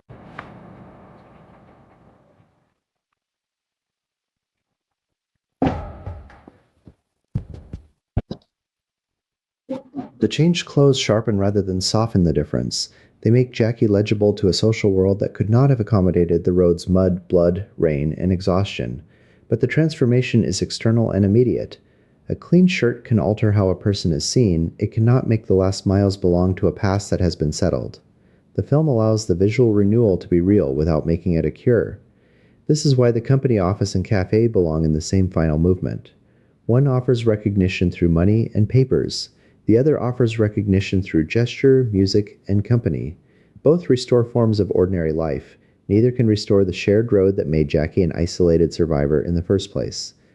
The cafe returns the film to social space, other people, money, music, gesture, and ordinary pleasure. It feels like relief because it restores a scale of life the road nearly erased. It also feels unstable because return has only just become possible.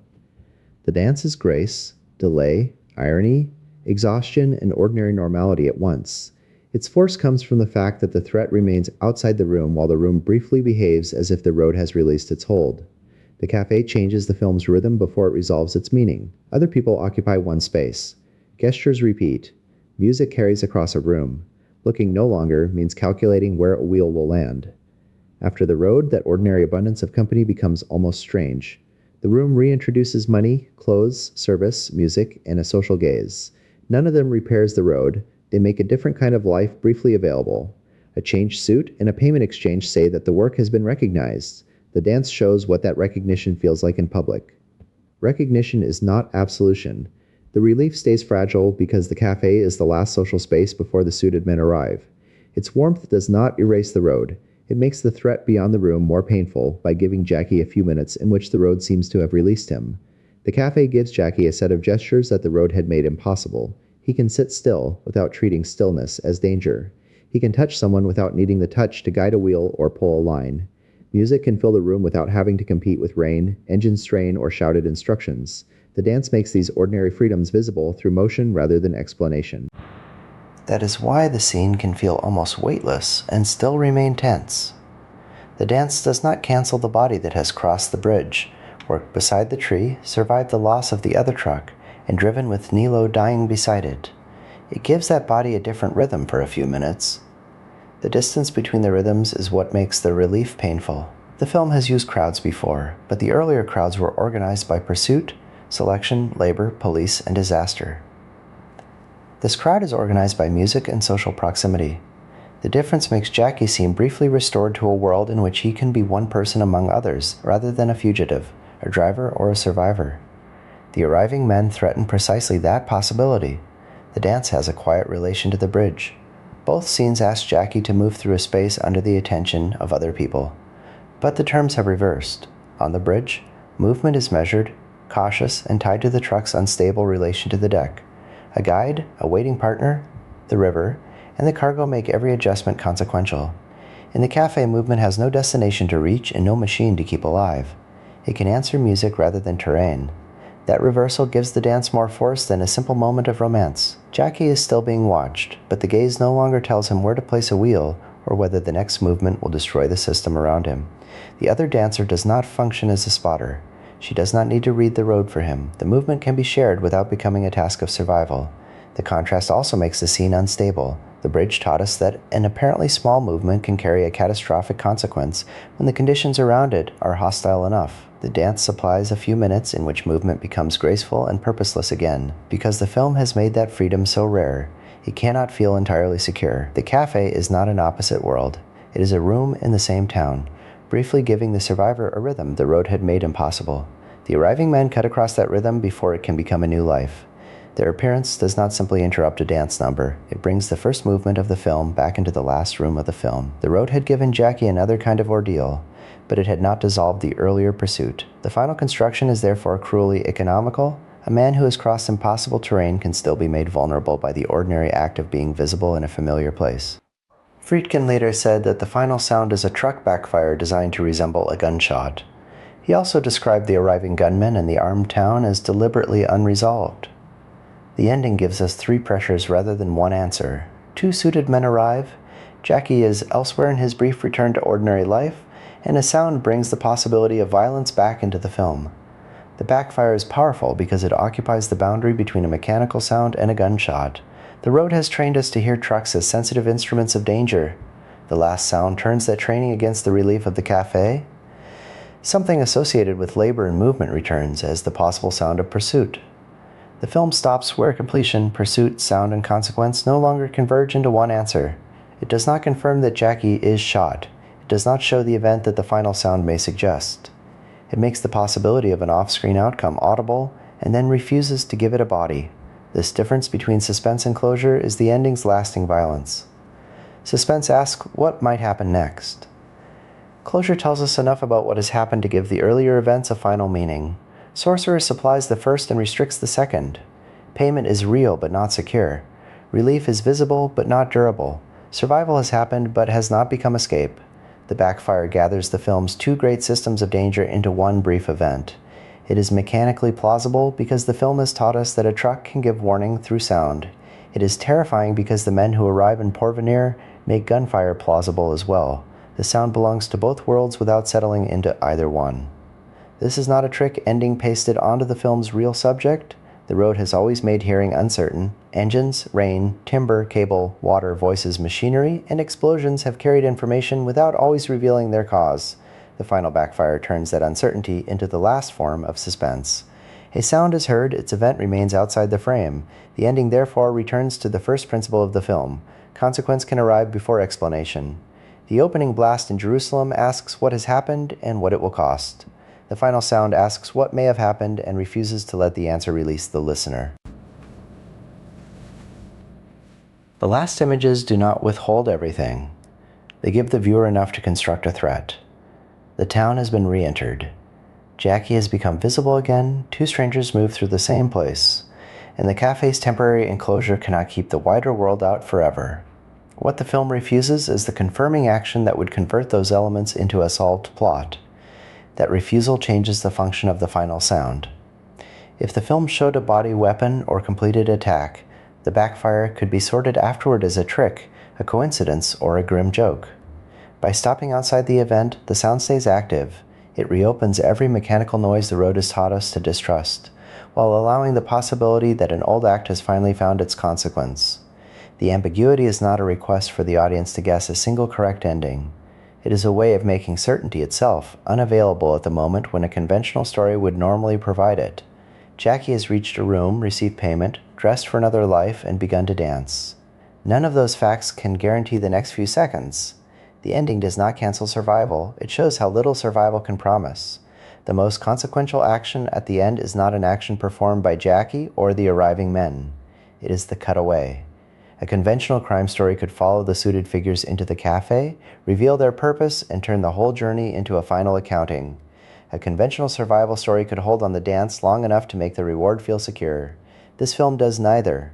It places both possibilities in the same town and ends before either can absorb the other.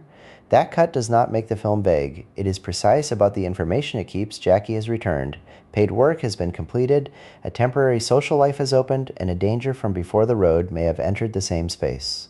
The missing event is therefore not an accidental gap. It is the one fact that would decide whether the last movement belongs to relief, punishment, coincidence, or an endless recurrence. By denying that decision, the film sends the viewer back through the route already traveled. Did the road change what Jackie deserved? Did it make his past irrelevant? Did skill earn anything beyond a few more minutes? The ending does not supply a doctrine. It makes the questions newly painful because it first made delivery look possible and ordinary life briefly visible. Arnaud ends the return with a different but related refusal. Gerard imagines what money will buy. The brakes fail. Engine braking briefly seems to help. A mechanical part breaks and the truck falls into a ravine. The mechanics are concrete. Braking, engine response, a failed carton, and the drop beyond the road. The event also carries the crushing pattern of fate that the novel has built around those mechanics. Neither work separates material causation from fatalist pressure.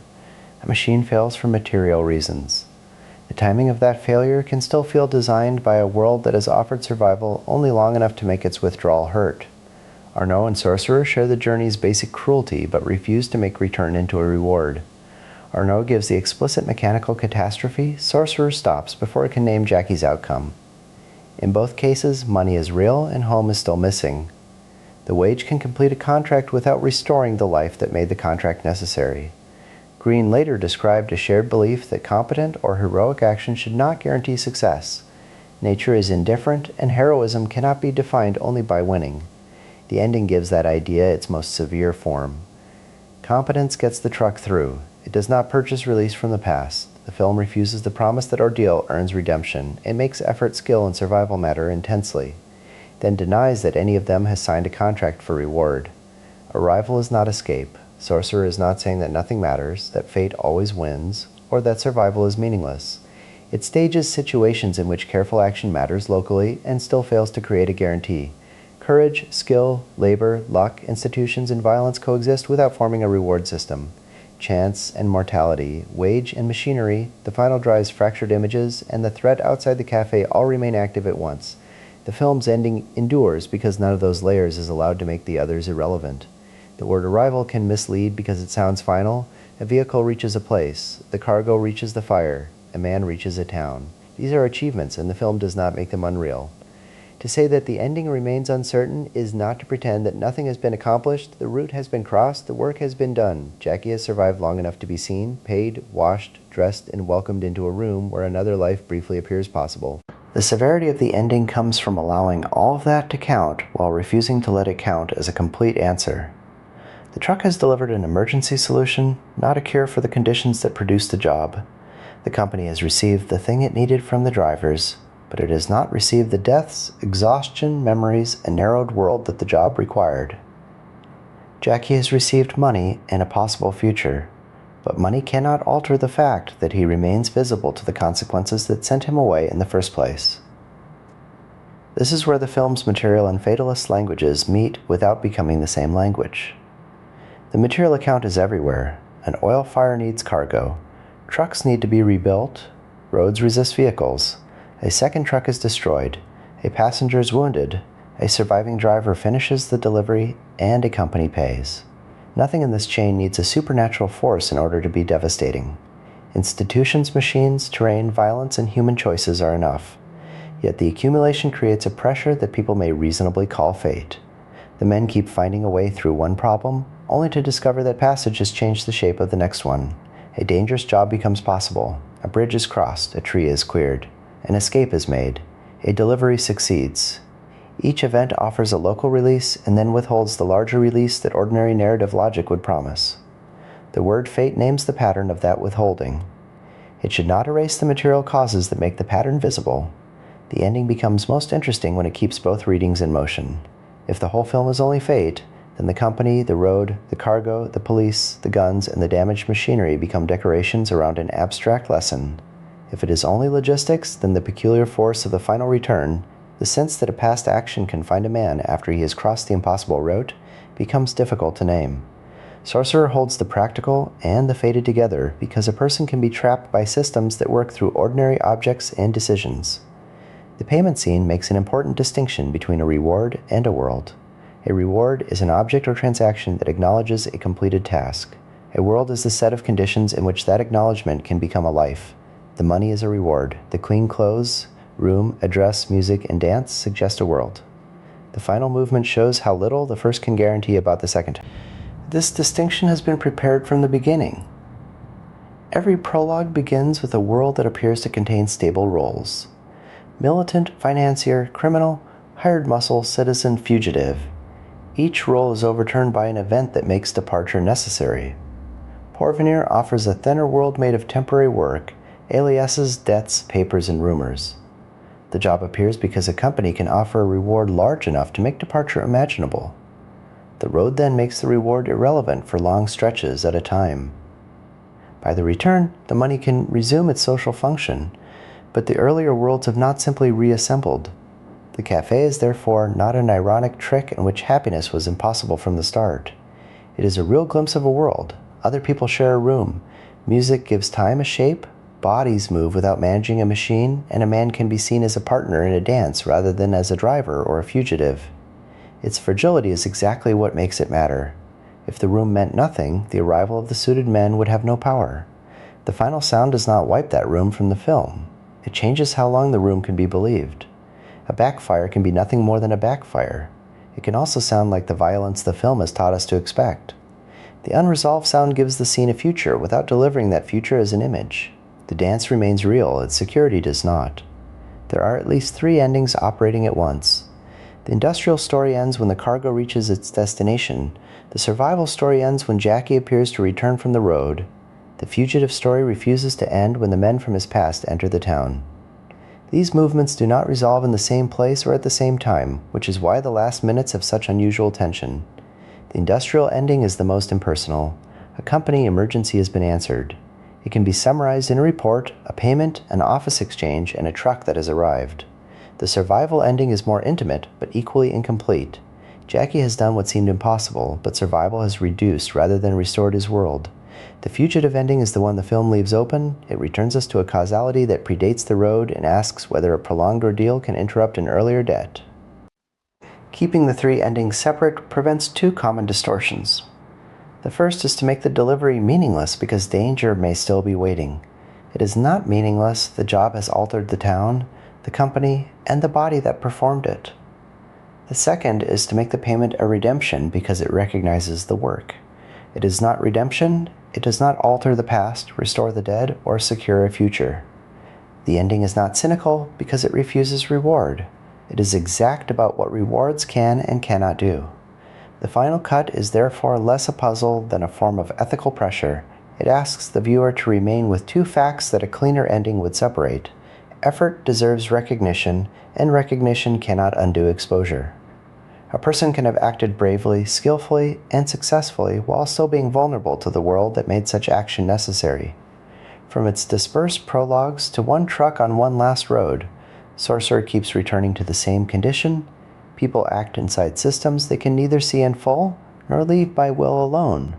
The systems are not mystical abstractions. They are contracts, borders, debts, company decisions, machines, terrain, weather, weapons, fatigue, and the memories that make a later room feel temporarily safe or suddenly exposed. The film's achievement is to make this condition physical. It does not ask us to admire a concept called fate from a distance. It asks us to watch a wheel find a log, a hand wait for a signal, a body lose the ability to help, a truck carry a dangerous load, and a survivor take money that cannot contain the road he has crossed. The abstraction becomes convincing only because the objects keep resisting it. That is why the ending remains open. A confirmed killing would give the fugitive story a hard conclusion. A guaranteed escape would give the survival story a hard conclusion. An extended celebration would give the payment story a hard conclusion. By stopping where it does, the film makes each conclusion possible and insufficient. Jackie has arrived. Jackie may not be safe. The work has succeeded. The life that performed it remains unresolved. The final backfire leaves the viewer in the same position the road has repeatedly created, enough information to understand the danger, not enough power to settle it. That is not a withholding device added after the real drama. It is the final form of the film's central experience. Knowledge arrives in pieces. Action matters. Control is partial. Arrival occurs. Escape remains another question. The history after release is not a victory lap. A difficult film became surrounded by simpler stories. Nobody marketed it. Everybody hated it. Star Wars killed it, or restoration revealed a lost director's cut. Each contains part of the story. None contains the whole of it. Friedkin repeatedly described Sorcerer as the film that came closest to his original vision. That judgment belongs to the later Friedkin looking back at the work, but it helps explain why the film occupied such a large place in his own career story. The phrase does not make the film a solitary achievement. Friedkin developed characters, construction, and events with Walon Green. Green wrote the screenplay.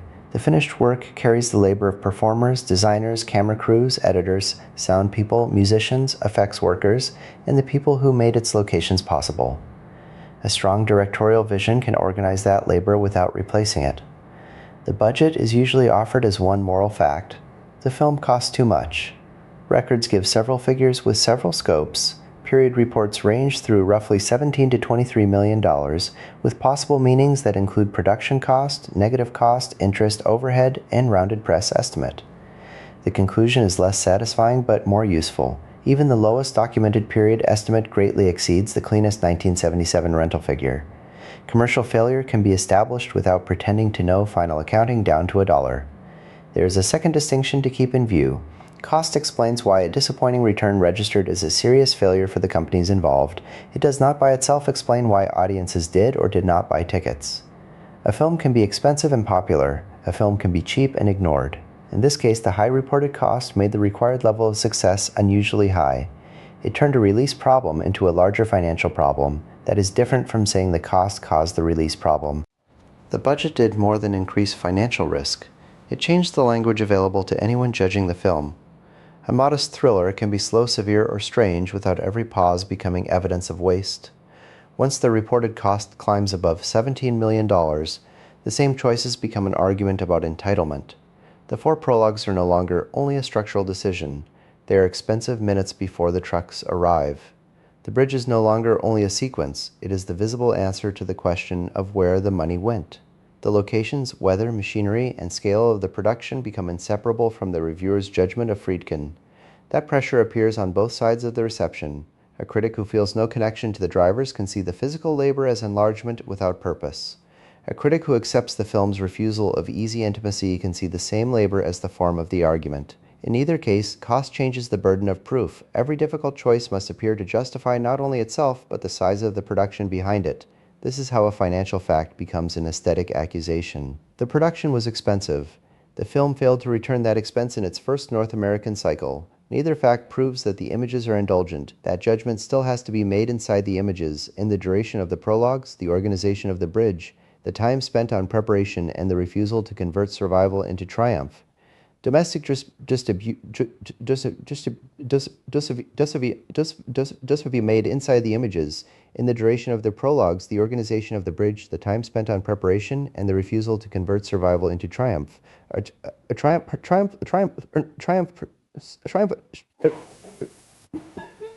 It's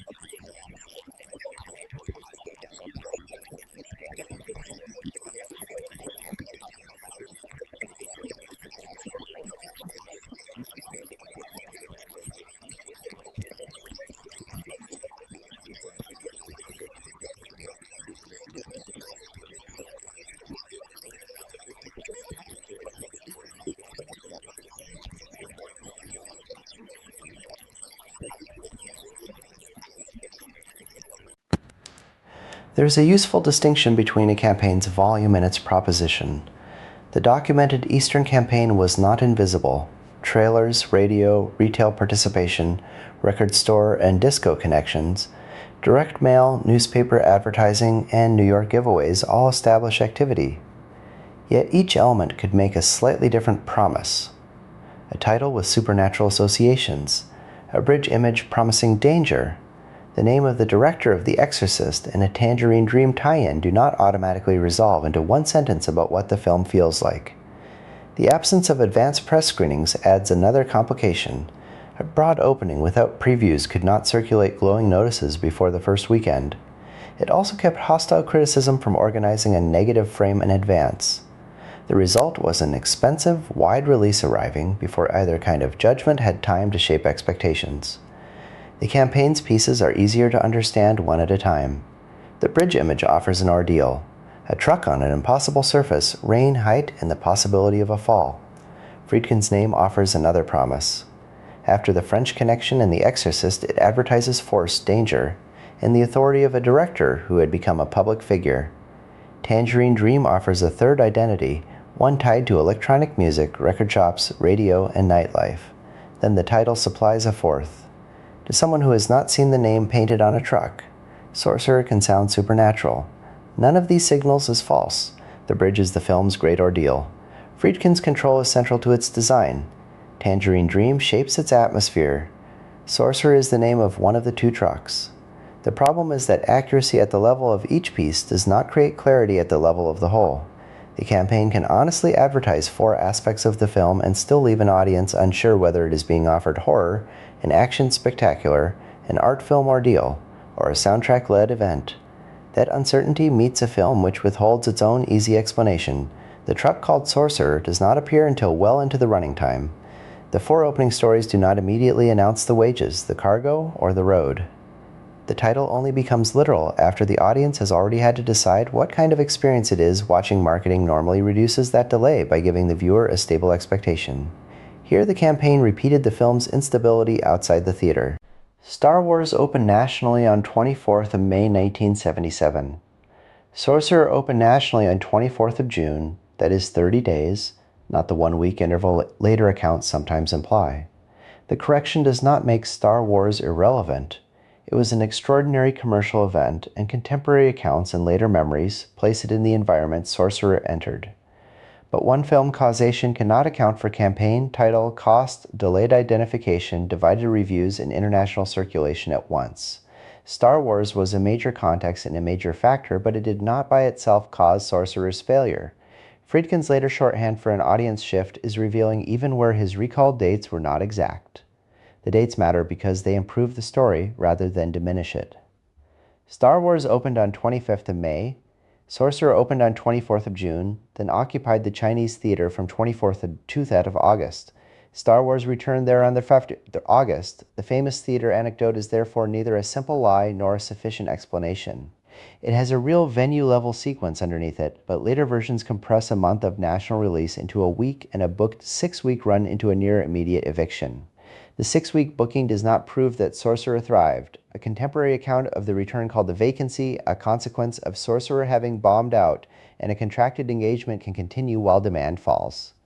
The booking corrects a specific calendar myth. It cannot settle the revenue question by itself. The city sample gives the problem some texture. In the 11 July box office reports, Sorcerer posted above local average opening indexes in Chicago, Boston, Hartford, and Kansas City. In some of those same reports, Star Wars was still far higher. Boston's 5th week index was 1,000 against Sorcerer's 300. Later sampled entries show decline. Memphis is listed at 80 in its 5th week, below the publication's 100 local average baseline. These are not national grosses, but they show that instant death is too simple and that the competitive disparity was real. Competition set the weather. The title, tone, reviews, split distribution, no paragraph strategy, and cost base determined how exposed this particular release was to it. Some factors shape demand. Some enlarge the scale of the loss together. They tell a more convincing story than a single villain. Memory compresses events according to meaning rather than calendars. Friedkin remembered Star Wars as the future arriving almost on top of his film. In cultural terms, that compression makes sense. One film seemed to open a route Hollywood would follow. The other seemed to close the road behind the kind of costly, hostile, director-led production Sorcerer represented. 30 days can feel like 1 week when 2 careers and 2 models of popular cinema are placed side by side.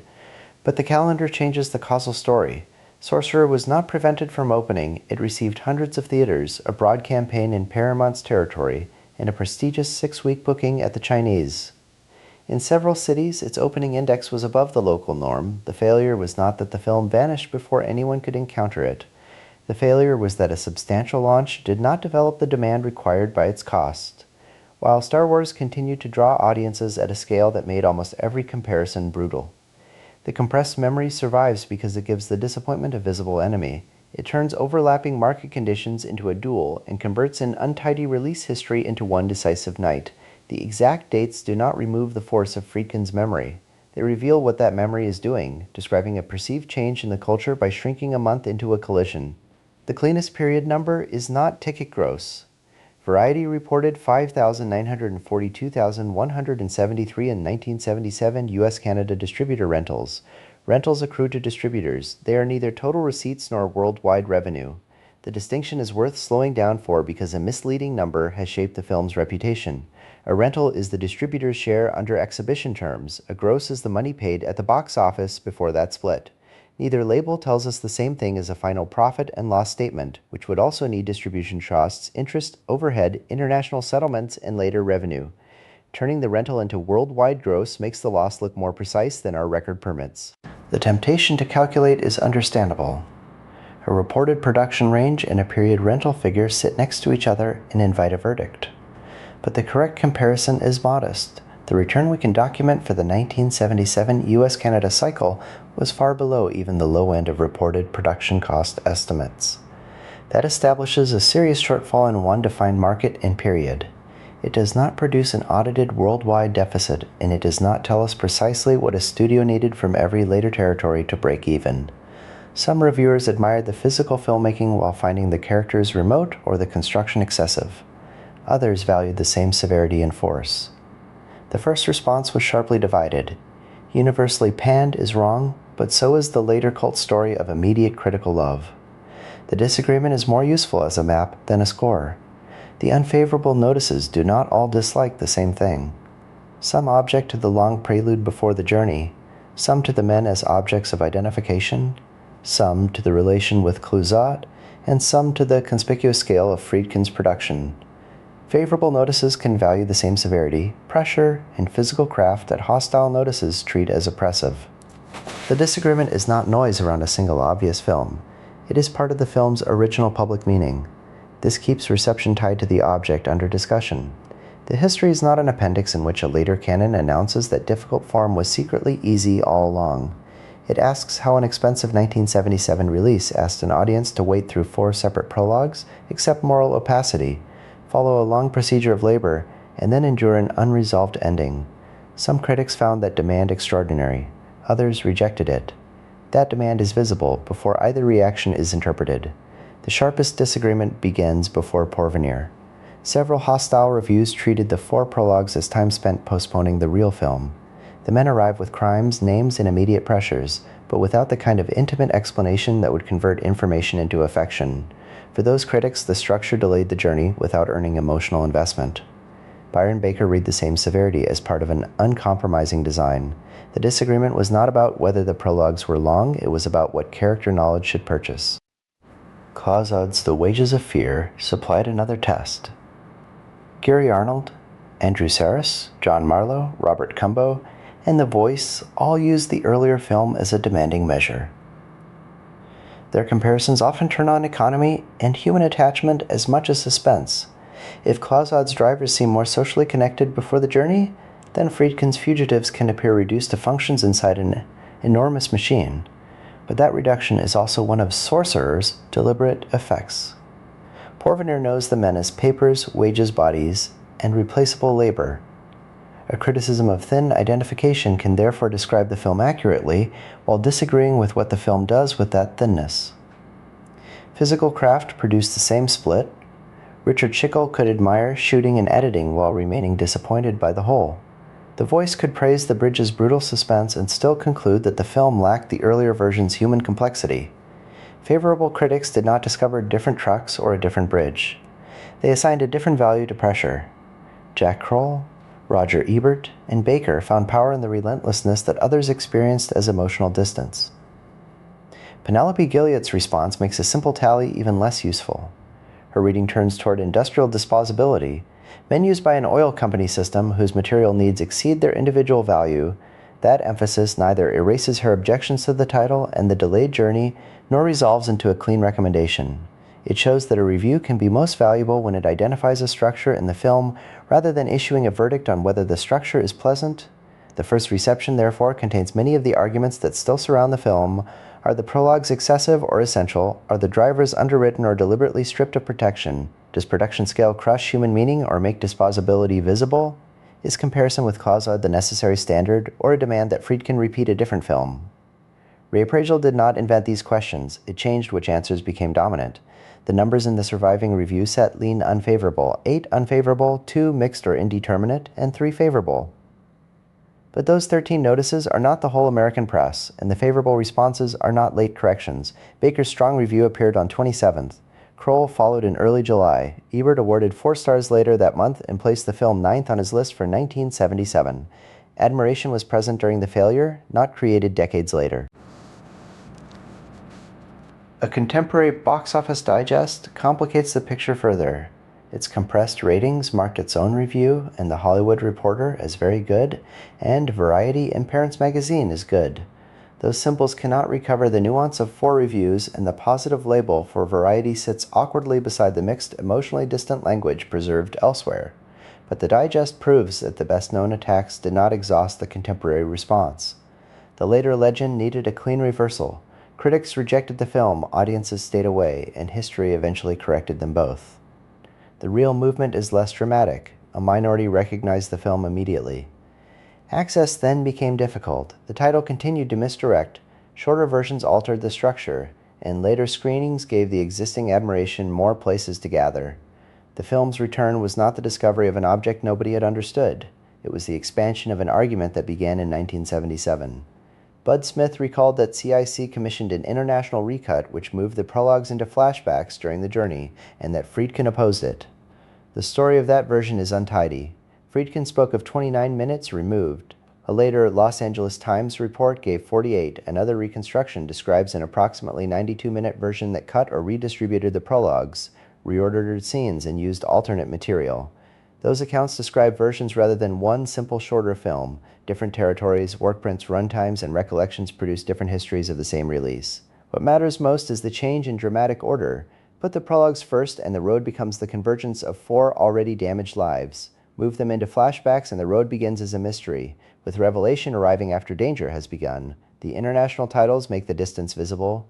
The shortened British release appeared as Wages of Fear. France used Le Convoi de la Peur, the Convoy of Fear. The film's title, length, and sequence of information could all change as it traveled. The single word Sorcerer became only one of several invitations to the same journey. This is not peripheral trivia. The film's emotional architecture depends on the prologues. These different versions offer different contracts with an audience. 4 damaged lives converging before the road, or a road movie that reveals its damaged lives along the way. The alteration reaches into sympathy, suspense, and the meaning of every later loss. The prologues do more than provide information about 4 men. Their position gives that information a weight. When they come first, the journey begins after the viewer has watched each driver lose a different kind of ordinary future. Every new truck problem is therefore attached to a past already known, even if that past has not made the men easy to like. The road gathers consequences that have been moving separately. Move the same material into flashbacks and the relation changes. The road becomes the first contract with the viewer. The men arrive as unknown drivers, and biography is released as explanation or surprise. Neither arrangement is automatically better, but they produce different forms of suspense. One asks what these damaged lives will make of a shared task. The other asks who the drivers were before the task made them necessary. This is why shorter versions cannot be treated merely as smaller containers for an unchanged film. Duration matters, but information order matters too. A scene removed from the beginning and returned later has not simply been preserved. It has been given a new job. A viewer can receive the bridge, the truck loss, or the final cafe without the same memory of what each man left behind. The version history also changes the later legend. People who saw different titles, lengths, and prologue structures were not all remembering one stable object badly. They may have encountered genuinely different dramatic contracts. Reappraisal begins with the complete version not because length is a moral virtue, but because sequence is part of what the film is saying. The film's later life depends on access as much as reputation. Rights problems and home video delay limited circulation. Later restoration and additions made new viewing conditions possible. The 2013-14 restoration is often described too loosely. Friedkin said color and sound were renewed without scenes being added or removed. The 2013-14 restoration had distinct components. Friedkin said the original negative was scanned and timed shot by shot, color and sound were renewed, and no scenes were added or removed. Brian McMahon handled color timing, Aaron Levy the soundtrack remix, and Ned Price restoration supervision. It was months of supervised work, not a hidden director's cut. The sound question is not cosmetic. A restored or a remixed track can make dialogue, ambience, low frequency pressure, and Tangerine Dream cues arrive differently, while image work can alter saturation, shadow detail, and the balance of a shot. One version is not automatically more original because it is newer or more expensive. Criterion's 2025 edition places an original theatrical 2.0 track beside a Friedkin-approved 5.1 mix and a new 4K restoration. A reminder that this film has always arrived through specific technological conditions. Recovery and revision remain different things. A restoration can return the complete edit to circulation while giving later viewers a sonic and chromatic encounter that no 1977 audience had. That later encounter matters. It is part of what contemporary admirers respond to, but it is not a time machine. An edit is a sequence of decisions about duration and order. A presentation is the condition in which those decisions reach the senses. Restoration can leave every cut in place while changing the second experience profoundly. Dark areas can hold more detail. Saturation can alter the heat or sickness of Porvenir. A remix can move rain, engines, voices, and music through a larger space. Low-frequency pressure can make a truck feel less like an image and more like an object sharing the room. That distinction matters, especially for Sorcerer, because so much of its meaning is carried by material information. A wheel slipping against wood, a cable taking weight, an engine changing pitch, or a face separating from a black background can alter how the viewer reads control. None is a new scene. Each can change what the existing scene allows the viewer to notice. The 2025 Criterion Edition makes the layers visible by placing a new 4K restoration beside both the original theatrical 2.0 track and the Friedkin-approved 5.1 mix.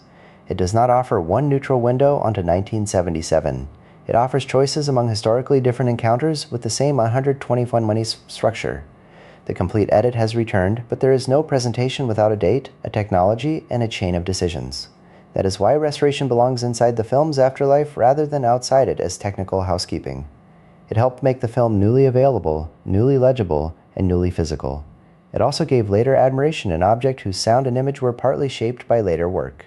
The film that came back was complete, but it did not come back untouched. When a film is hard to see, the argument around it becomes unusually vulnerable to summary. A title, a poster, a famous bridge image, and a few anecdotes can begin to stand in for the whole experience. People remember the difficult shoot, the collision with Star Wars, or the electronic score because those facts travel more easily than a 101-minute structure of prologues, waiting, labor, and attrition, restored access changes that balance. It lets viewers return to the scenes that the legend had compressed, the length and difference of the openings, the company office, the truck repair, the second crossing, the quiet after an explosion, the paperwork after delivery. Reappraisal is not just a change in taste. It depends on people being able to test inherited claims against the film's own rhythms and proportions. That does not mean later access gives us a pure encounter. Every edition brings a frame, sound mix, subtitle track, display technology, and surrounding discourse. But better access makes disagreement more precise. A viewer can decide that the prologues are overlong, that the bridge is unmatched, that the characters remain distant, or that the scale overwhelms the story, and do so in relation to a full, stable object rather than a cut-down broadcast memory. The film's afterlife is therefore not a simple ascent from neglect to recognition. It is a widening field of observation. More people could see more of the same argument in versions that themselves required attention. The return of the film did not end disagreement. It made the disagreement worth having again. Sorcerer survived not only commercial failure, but a simplifying legend. The cursed masterpiece defeated by one monster hit. Its afterlife is messier and more revealing than that. It includes a divided first reception, incomplete access, changing home video and restoration conditions, and the work of collaborators too often absorbed into a single director myth.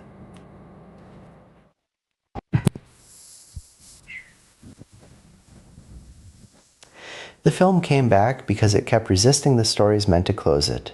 It was not only a bomb, only a victim of Star Wars, only a spectacular production, only a lost masterpiece, or only an adaptation of a famous French film.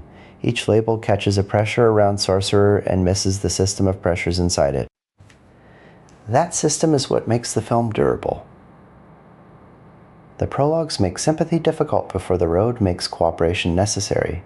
The trucks turn labor into suspense. The bridge makes space and argument among people who cannot see the same thing. The final delivery makes money real without making survival secure. Even the afterlife repeats the film's structure. Incomplete access, contradictory accounts, different versions, and a meaning that has to be rebuilt from partial views. Friedkin's name remains central, but the film is strongest when its many makers stay visible.